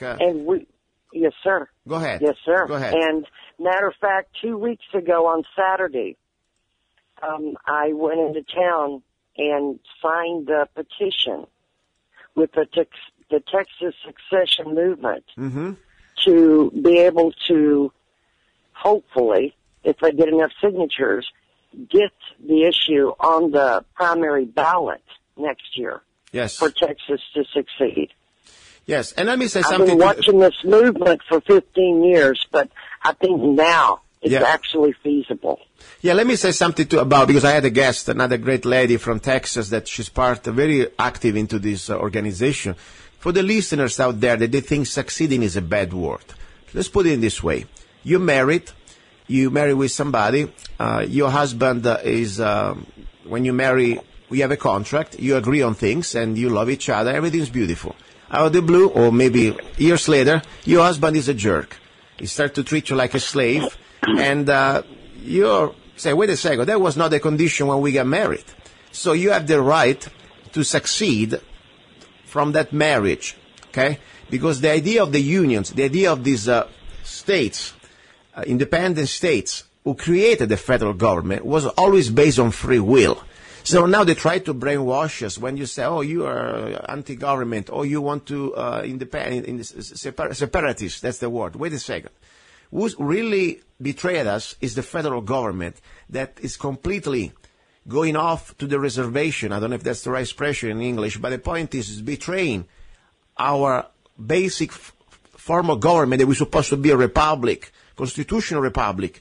When the federal government is going crazy, destroying our rights, our individual rights, speeding on our Constitution, speeding on our Bill of Rights, speeding on our 10th Amendment, every state has the right and the duty to question, or at least to talk about succeeding. And I'm glad that the state, former Republic of Texas, has that really clear, black and white. And I pray to God, maybe one example like that will straight up the rest of the country. I hope if the things continue like they're going towards global tyranny, I hope the state of Texas is going to reclaim its independence. And I probably would join to become, hopefully, I immigrate to Texas, because I'm tired of this federal government treating all the states like some sort of, an illusion. There is no more state rights. We are now all under this federal tyranny. Look at Obamacare, look at the gun laws, look at every type of laws coming from Washington.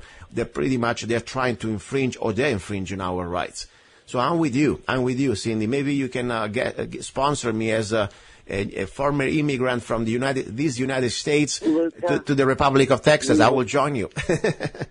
Luca, we would love to have you. Anyway, matter of fact, I'd love to announce the fact that the Minutemen from Pennsylvania I told you earlier that drove down and picked me up and took me to Campo border.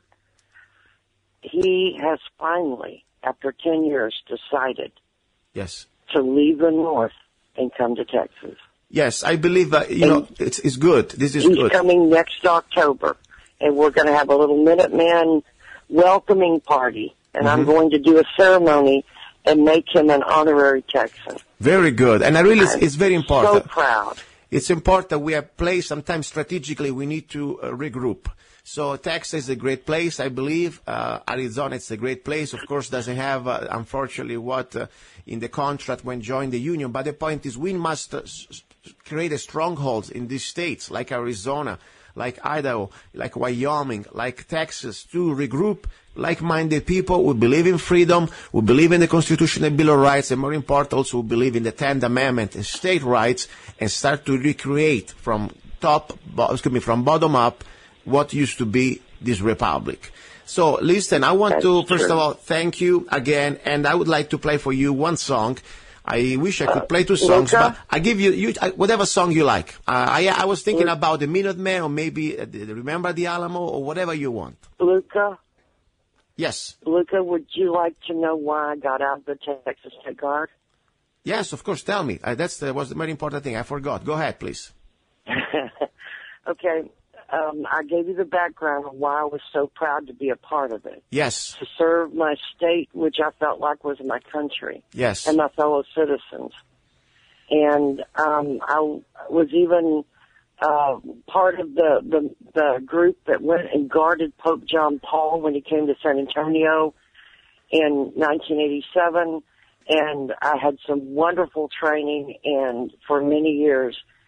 And I got out, and then when I got back in, the mission, it was almost 10 years later, the mission had totally changed. Wow. When the mission changed, when I got back in, the mission had changed in those 10 years. We were being trained to augment the local and federal law enforcement in the event of martial law. Wow. You told me that. Yes. I remember sitting in the classroom, and this speaker was there, telling us that what we'd be doing in the event of martial law. And I remember looking around at my fellow guardsmen, and they were eating donuts, drinking coffee, and just listening but not paying attention. Yeah. The man that was teaching us, that was doing the lecture and training us, he said, in the event of martial law, there would be federal troops here, and of course local law enforcement. Yes. And our job would be to augment or help or assist them in their duties. And he said, you're probably wondering what your duties will be. He said, there will be roadblocks at the city, at the edge of the city, for people that are, wanting to leave. Wow. They'll be turned around and sent back. You guys will be there to make sure that they, everything stays calm and they get turned around and go back.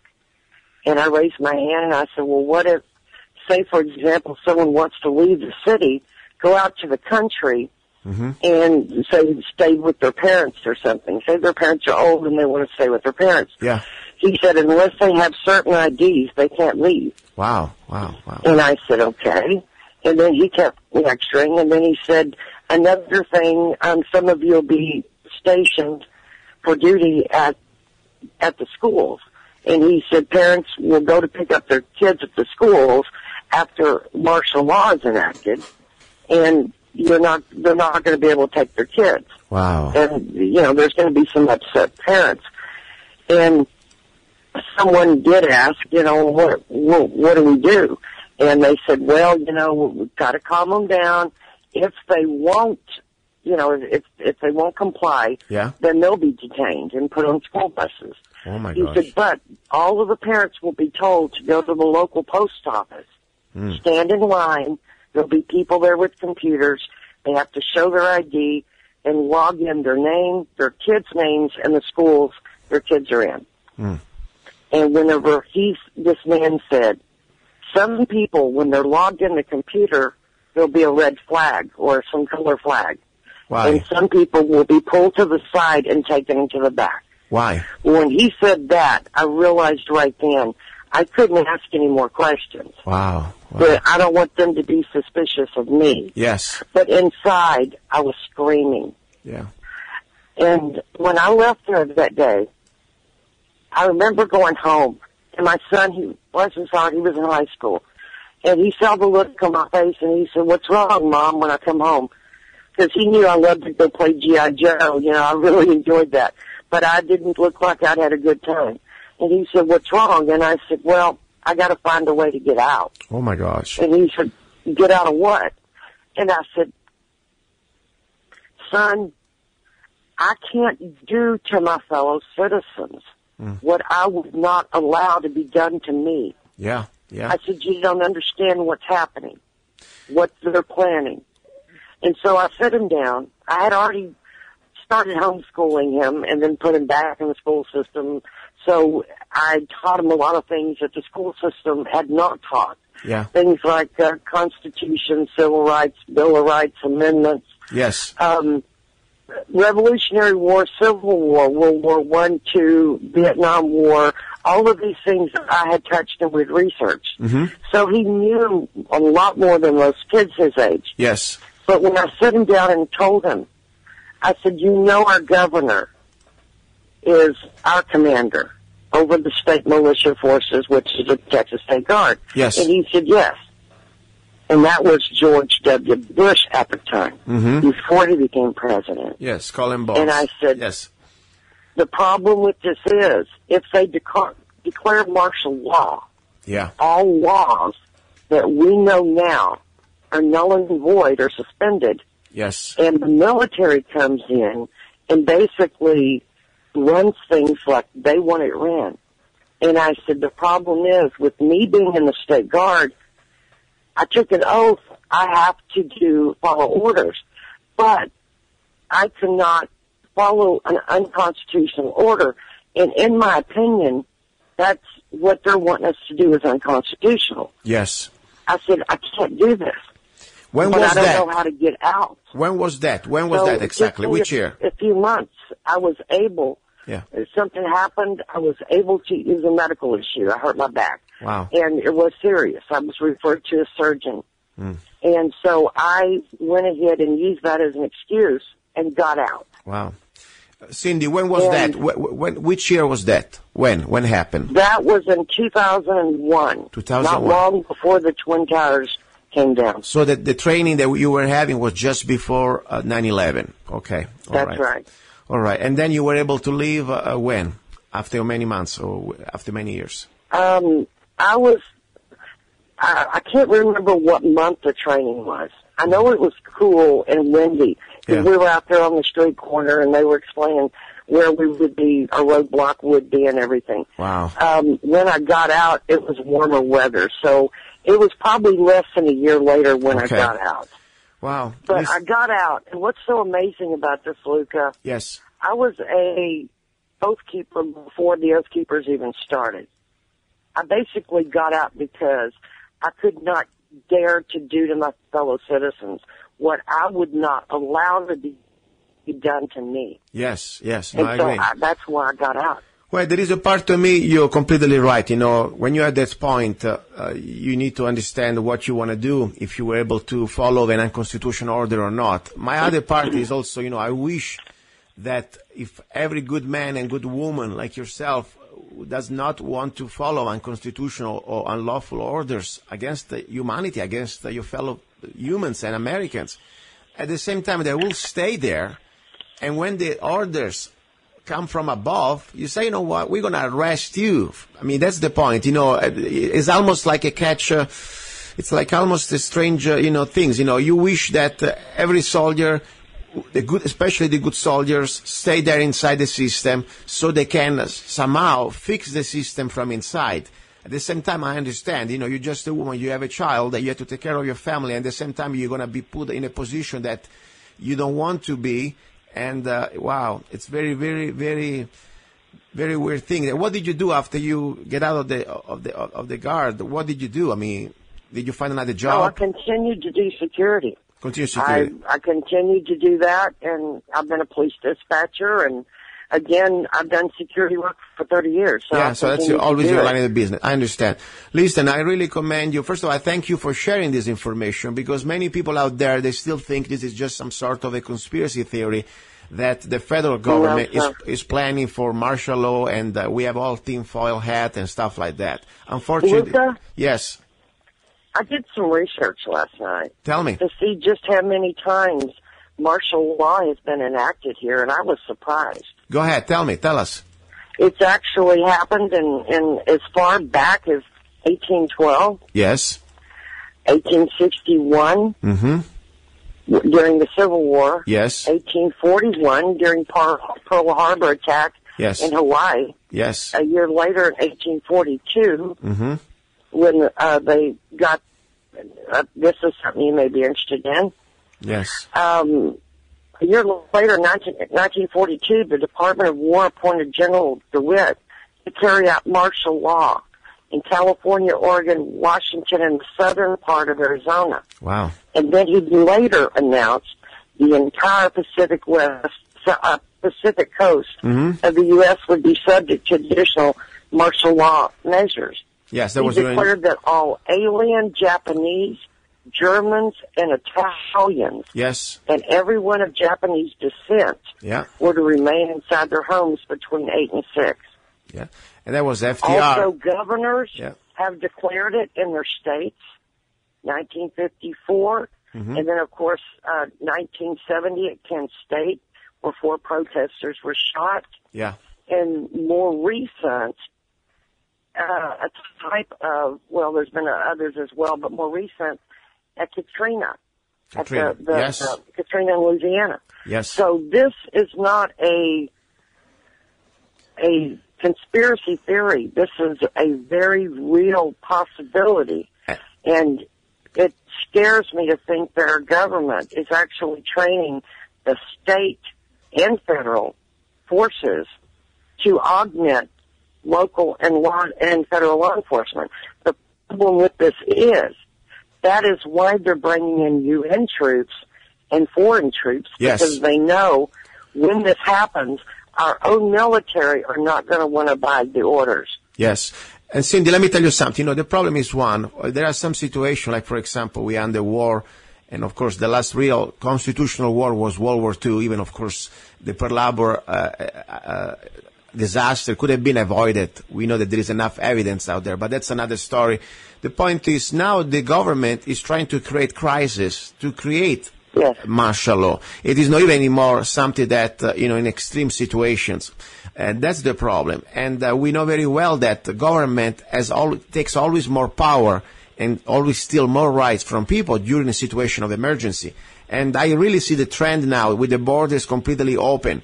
With now they want to bring like thousands of refugees that we don't even know their background, where they're from exactly, what they are, these people. Could be terrorists, could be everybody.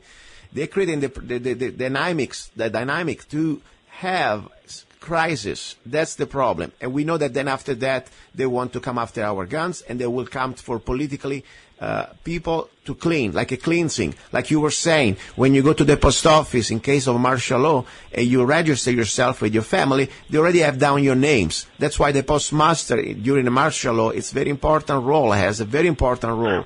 And is an executive order there that they're going to start to classify all people with different type of level of threat. Just because you are a person who has a gun, or you are a gun owner, you are a danger. If you're a person who's been politically active, speaking up, speaking out and trying to express yourself, you are not a danger. If you're a journalist, could be another danger. So this is real.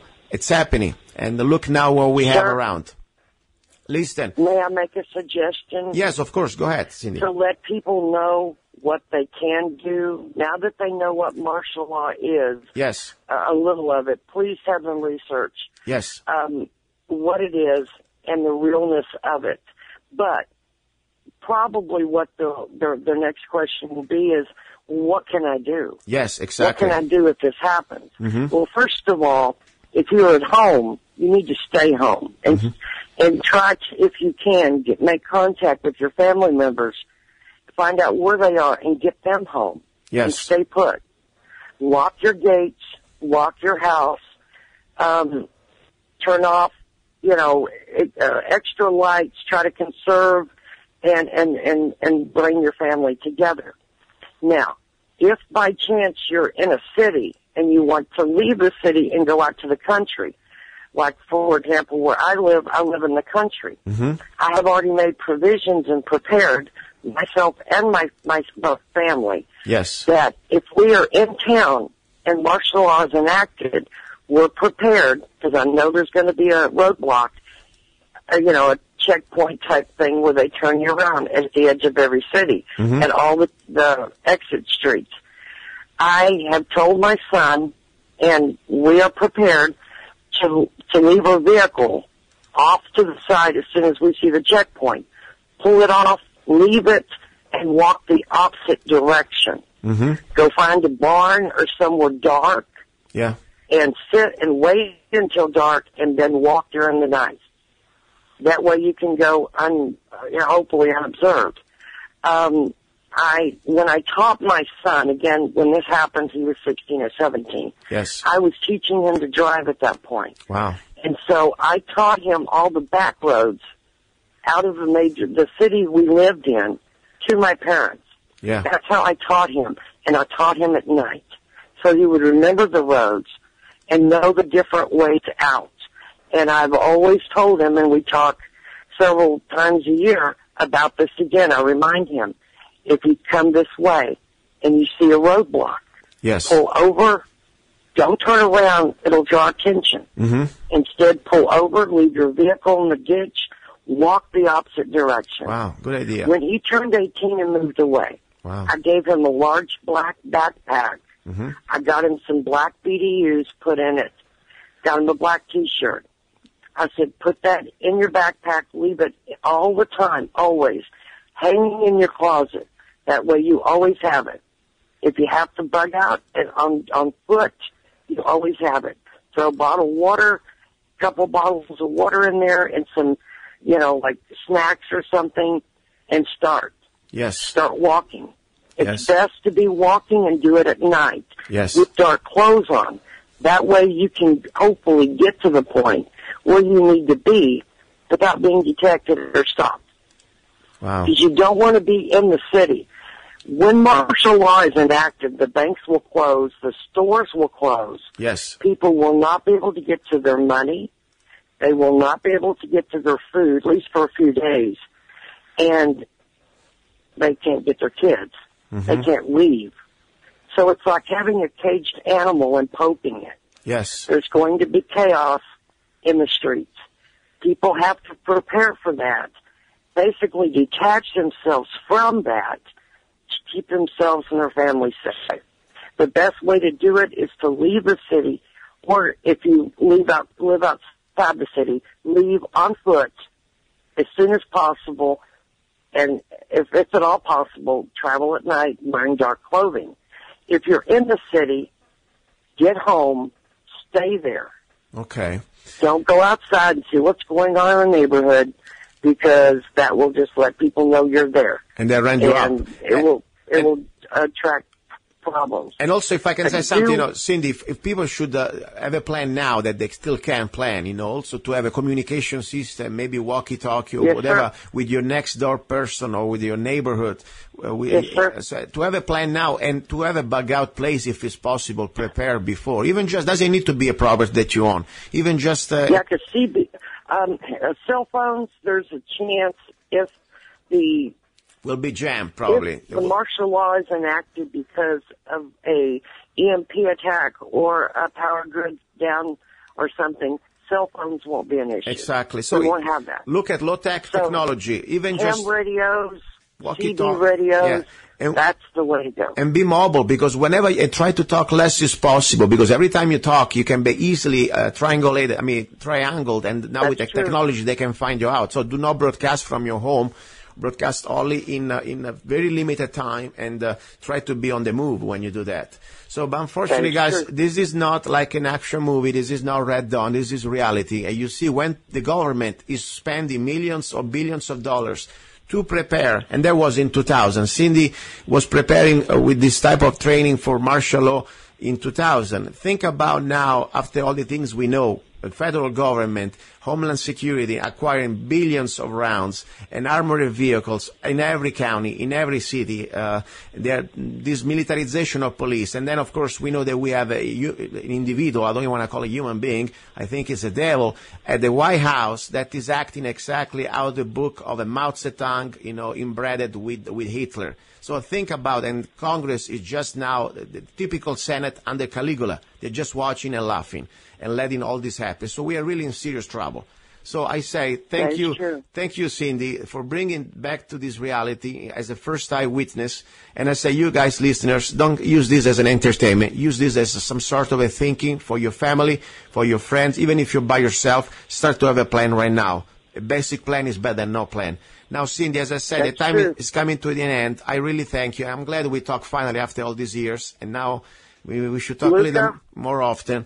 I think the best song would be Wake Up America. Okay, I'll follow your lead, and I will play right now Wake Up America from the album Wake Up America that I published in 2005, just a few days before I became an American. And I want to dedicate to you, Cindy, and all the men and women who love this country and are ready to stand for it. You're listening right now. God bless you, Luca. Thank you, my friend. You're listening to Love, Guns, and Freedom. Guys, don't go away. And please, if you want to support the show, that's what you can do. This show is not sponsored from commercial companies, but it's sponsored by you. With just 99 cents, you can go to zanna.us and download any of my songs. Here we go. Wake Up America. Lyrics and music by myself. Wake up, America, before it's too late. They're trying to make you fade away. They're trying to kill your faith. Every day you're invaded, your soil desecrated. Politicians turn their back. You're under attack. You're under attack. They're trying to erase your borders. The UN wants to give you orders. They're trying to sell your pride. It's time to wake up. Now it's time to fight. Wake up, America, before it's too late. They're trying to make you fade away. They're trying to kill your faith. The truth has died. The media bias lies. They want to divide the enemy inside. The enemy inside. Brainwashed from too much TV. You're getting weak. You're getting bleak. They're trying to sell your jobs. Please wake up now. Till there's some hope. Wake up, America. Before it's too late.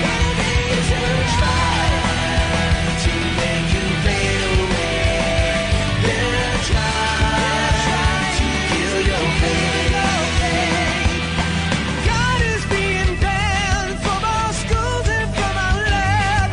We gotta fight, we gotta stand for the past, for our future, or it'll be the end. They're trying to change our constitution in the name of evolution. They have the right to kill us. Here we go, guys. This is Luca Zanna, and this is the hour about love. All the memories of the past, of things that I've done in the past. And today I wanted to share some friends. Yes, there is somebody said, I think it's a law of chemical. We are the results of our past, so at least nothing destroys and all transforms. So pretty much I really believe that we are the results of our past. Our past life transforms in a new life. And I remember around 1996, in Italy I was a young music publisher and I had a magazine and I did an international TV event, some sort of a television program. It was called Italy Calls USA, where I brought to America 3 musicians to jam with 3 American musicians from Italy. And I had among my sponsors a very beautiful radio station that unfortunately is gone. It used to be called Italia Network. And the station, the network, sent me a beautiful girl, a young lady. She was 21 at the time, who came with me, and she was the official journalist to report about this international jam session, music event that we did in Hollywood. Her name is Monica Bertarelli. And you know what, the beautiful thing? Facebook gave me the opportunity to find, after 20 years, this incredible lady that now she's a mother and she's a grown-up woman, of course, but share with me the past memories of that beautiful time. Even it was a tough time. It was an incredible memory. Monica now is with me right now, is my guest from Udine, Italy. Monica, are you there? Yes, here I am, Gianluca. This is so beautiful. Here I am again with you. I'm so glad 20 years later we found each other, and I'm so glad, you bring me back beautiful memories. Yes, really, it was in 1994. Wow, 1994. And so it was 24 wow. years. It seems almost like a life ago. I'm glad you correct me, because I'm getting wrong now with the ages and years. Perfect. Tell me a little bit. First of all, let's talk about that past time together. You were a 21-year-old, and radio station, your station, Italian network, say you gotta go with this guy to Hollywood and report about this international, event called Italy Calls USA. What did you think about that? I mean, the idea to come with me, we never met before, and we went to do these things together. What do you think? It has been really a fantastic experience, because we were all young people, and I remember that I met you, I met other fantastic persons of Italy and of California. I remember Pietro Nobile. Yes. A great musician of Italy, and his lady Fiammetta. Then we went there and we met not all, but many musicians of the Hollywood Musician Institute. Perfect. Yes, they had each day a jam session, and so we enjoyed listening to their music, staying together, visiting LA, Hollywood, and that was your first time, if I can interrupt you. It was the first time you came to America, right? Yes. Good. And in that period, perhaps you don't know it, but I felt in love with a musician, George Astasio. And then 5 months later, I went back to Hollywood. I went back to LA, and I stayed there for 3 months with him. Wow, that's amazing. Yes. We were really in love. But I should come back to Italy, because my job asked me to come back here. And some years ago, I think 3 or 4 years ago, I discovered that George Astasio has become a famous musician with their Orson. I suppose the name of the group is Orson. I don't know if you know it. But I'll figure it out. I'll find out. And now, where does he work? Where is he working? In America or in Italy? No, in America. Wow. USA. Wow, very interesting. This is funny, because it's like our destiny, our lives.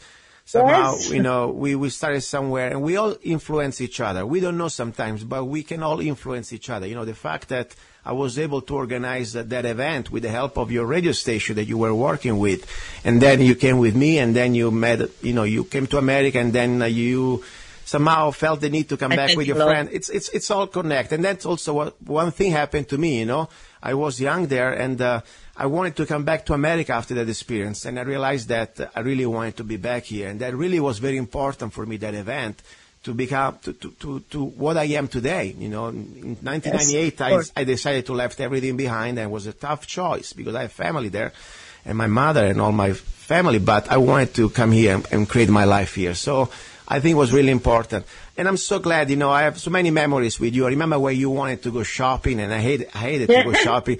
At Beverly Center. Yes. Do you remember? You were where I met George. Really? Because he used to work there in a shoes shop.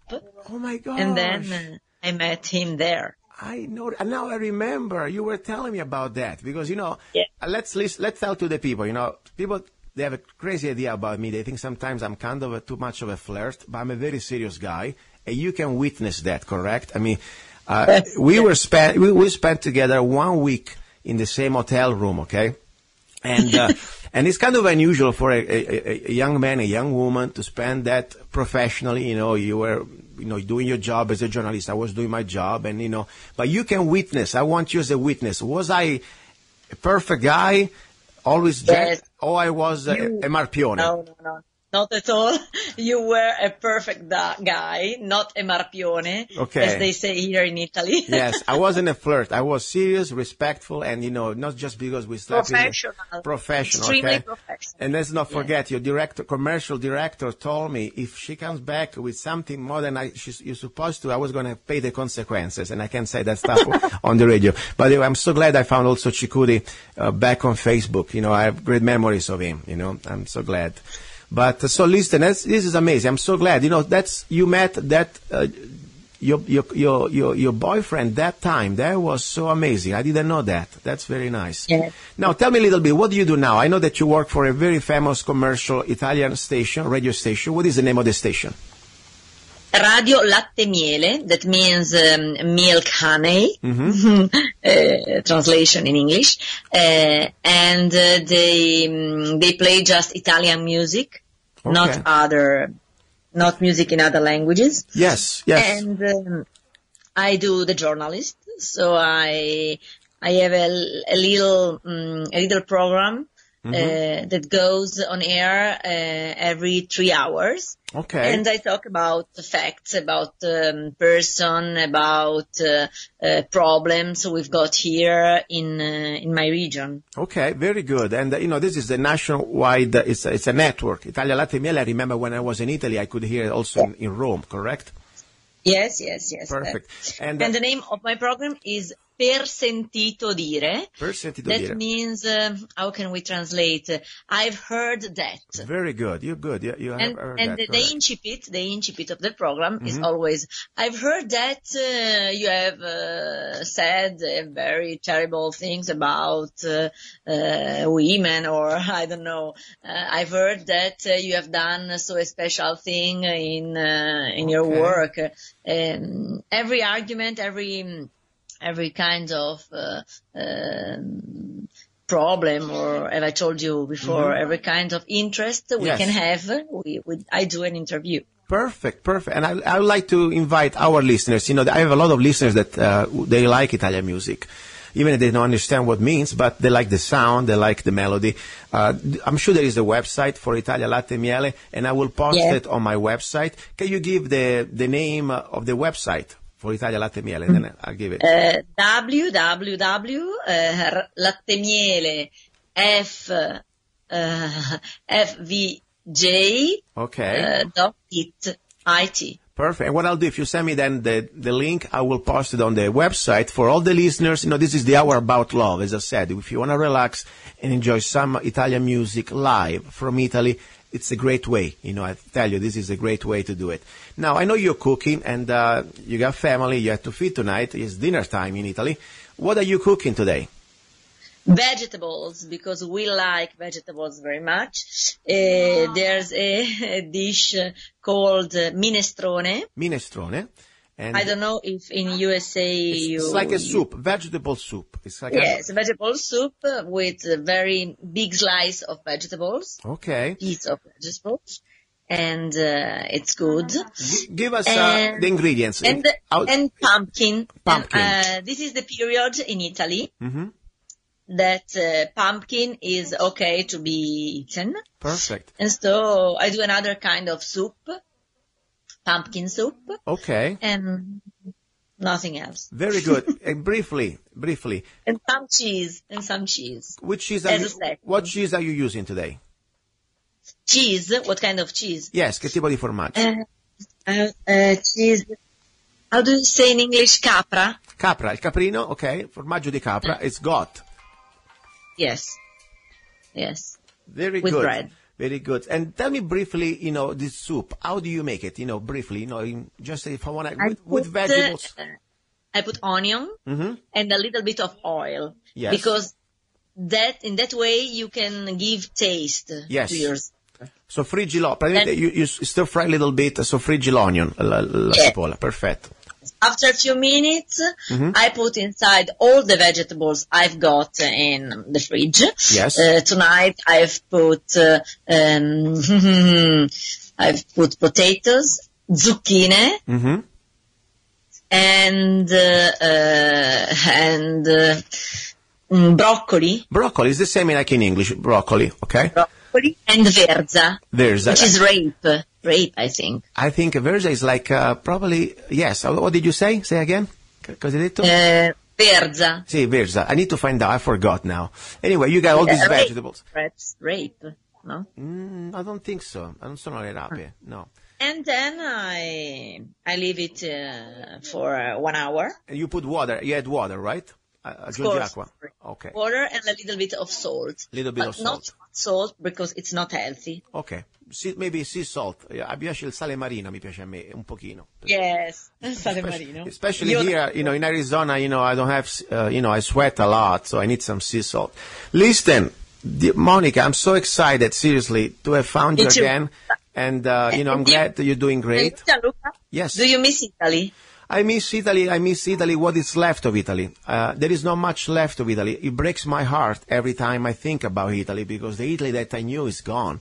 Since became part of the European community, it's now almost like an idea of Italy. I mean, there is not even anymore the sovereignty that we had. And the people, you go there, I mean, I came the last time 10 years ago, and I already could not recognize any more Rome.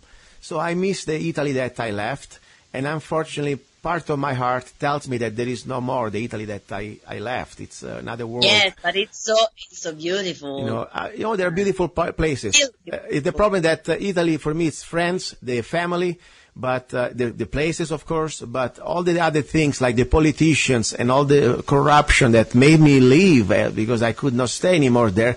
That part, unfortunately, I cannot miss it. But yes, I would like to come back and see my friends and see my family.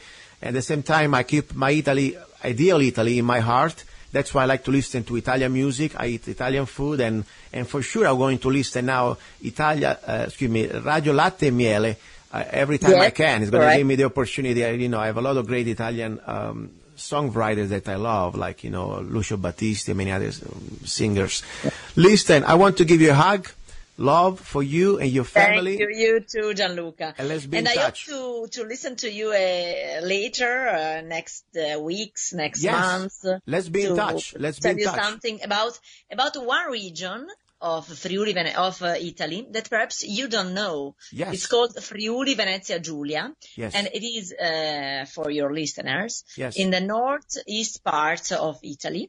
Yes. And we are next to Balkany. We are next to ex-Yugoslavia, to Austria. And here you can still breathe another kind of air, still Italian. Yes. And there are so many beauties like mountains, sea, hills, and country. Can I say something? Or people don't think I'm always the same person that they think I am. For example, perhaps in America, San Daniele ham, prosciutto di San Daniele, Yes. But the most important thing there are the most beautiful women of Italy, seriously. I have incredible memories just driving through and stopping at places I met, not because I had any type of relationship with them, but I think the among all Italy, one of the most beautiful part of Italy when there are the most beautiful women is that part. Seriously. Okay. Anyway, that's my ending. Since we are talking about the hour of love, I needed to put that out. Listen. Tomorrow I'll tell to my listeners this is your opinion. Very good. Un abbraccio. And please be in touch. Maybe, Monica, sometimes you can give us some typical recipes that you like to cook for our listeners. Okay? Of course. I would be glad to do it. Thank you, darling. Un abbraccio. Guys, God's willing, we'll talk together next Sunday. You've been listening to Love, Guns and Freedom with Luca Zanna. Ciao. You're listening to Love, Guns and Freedom with Luca Zanna on United States.fm.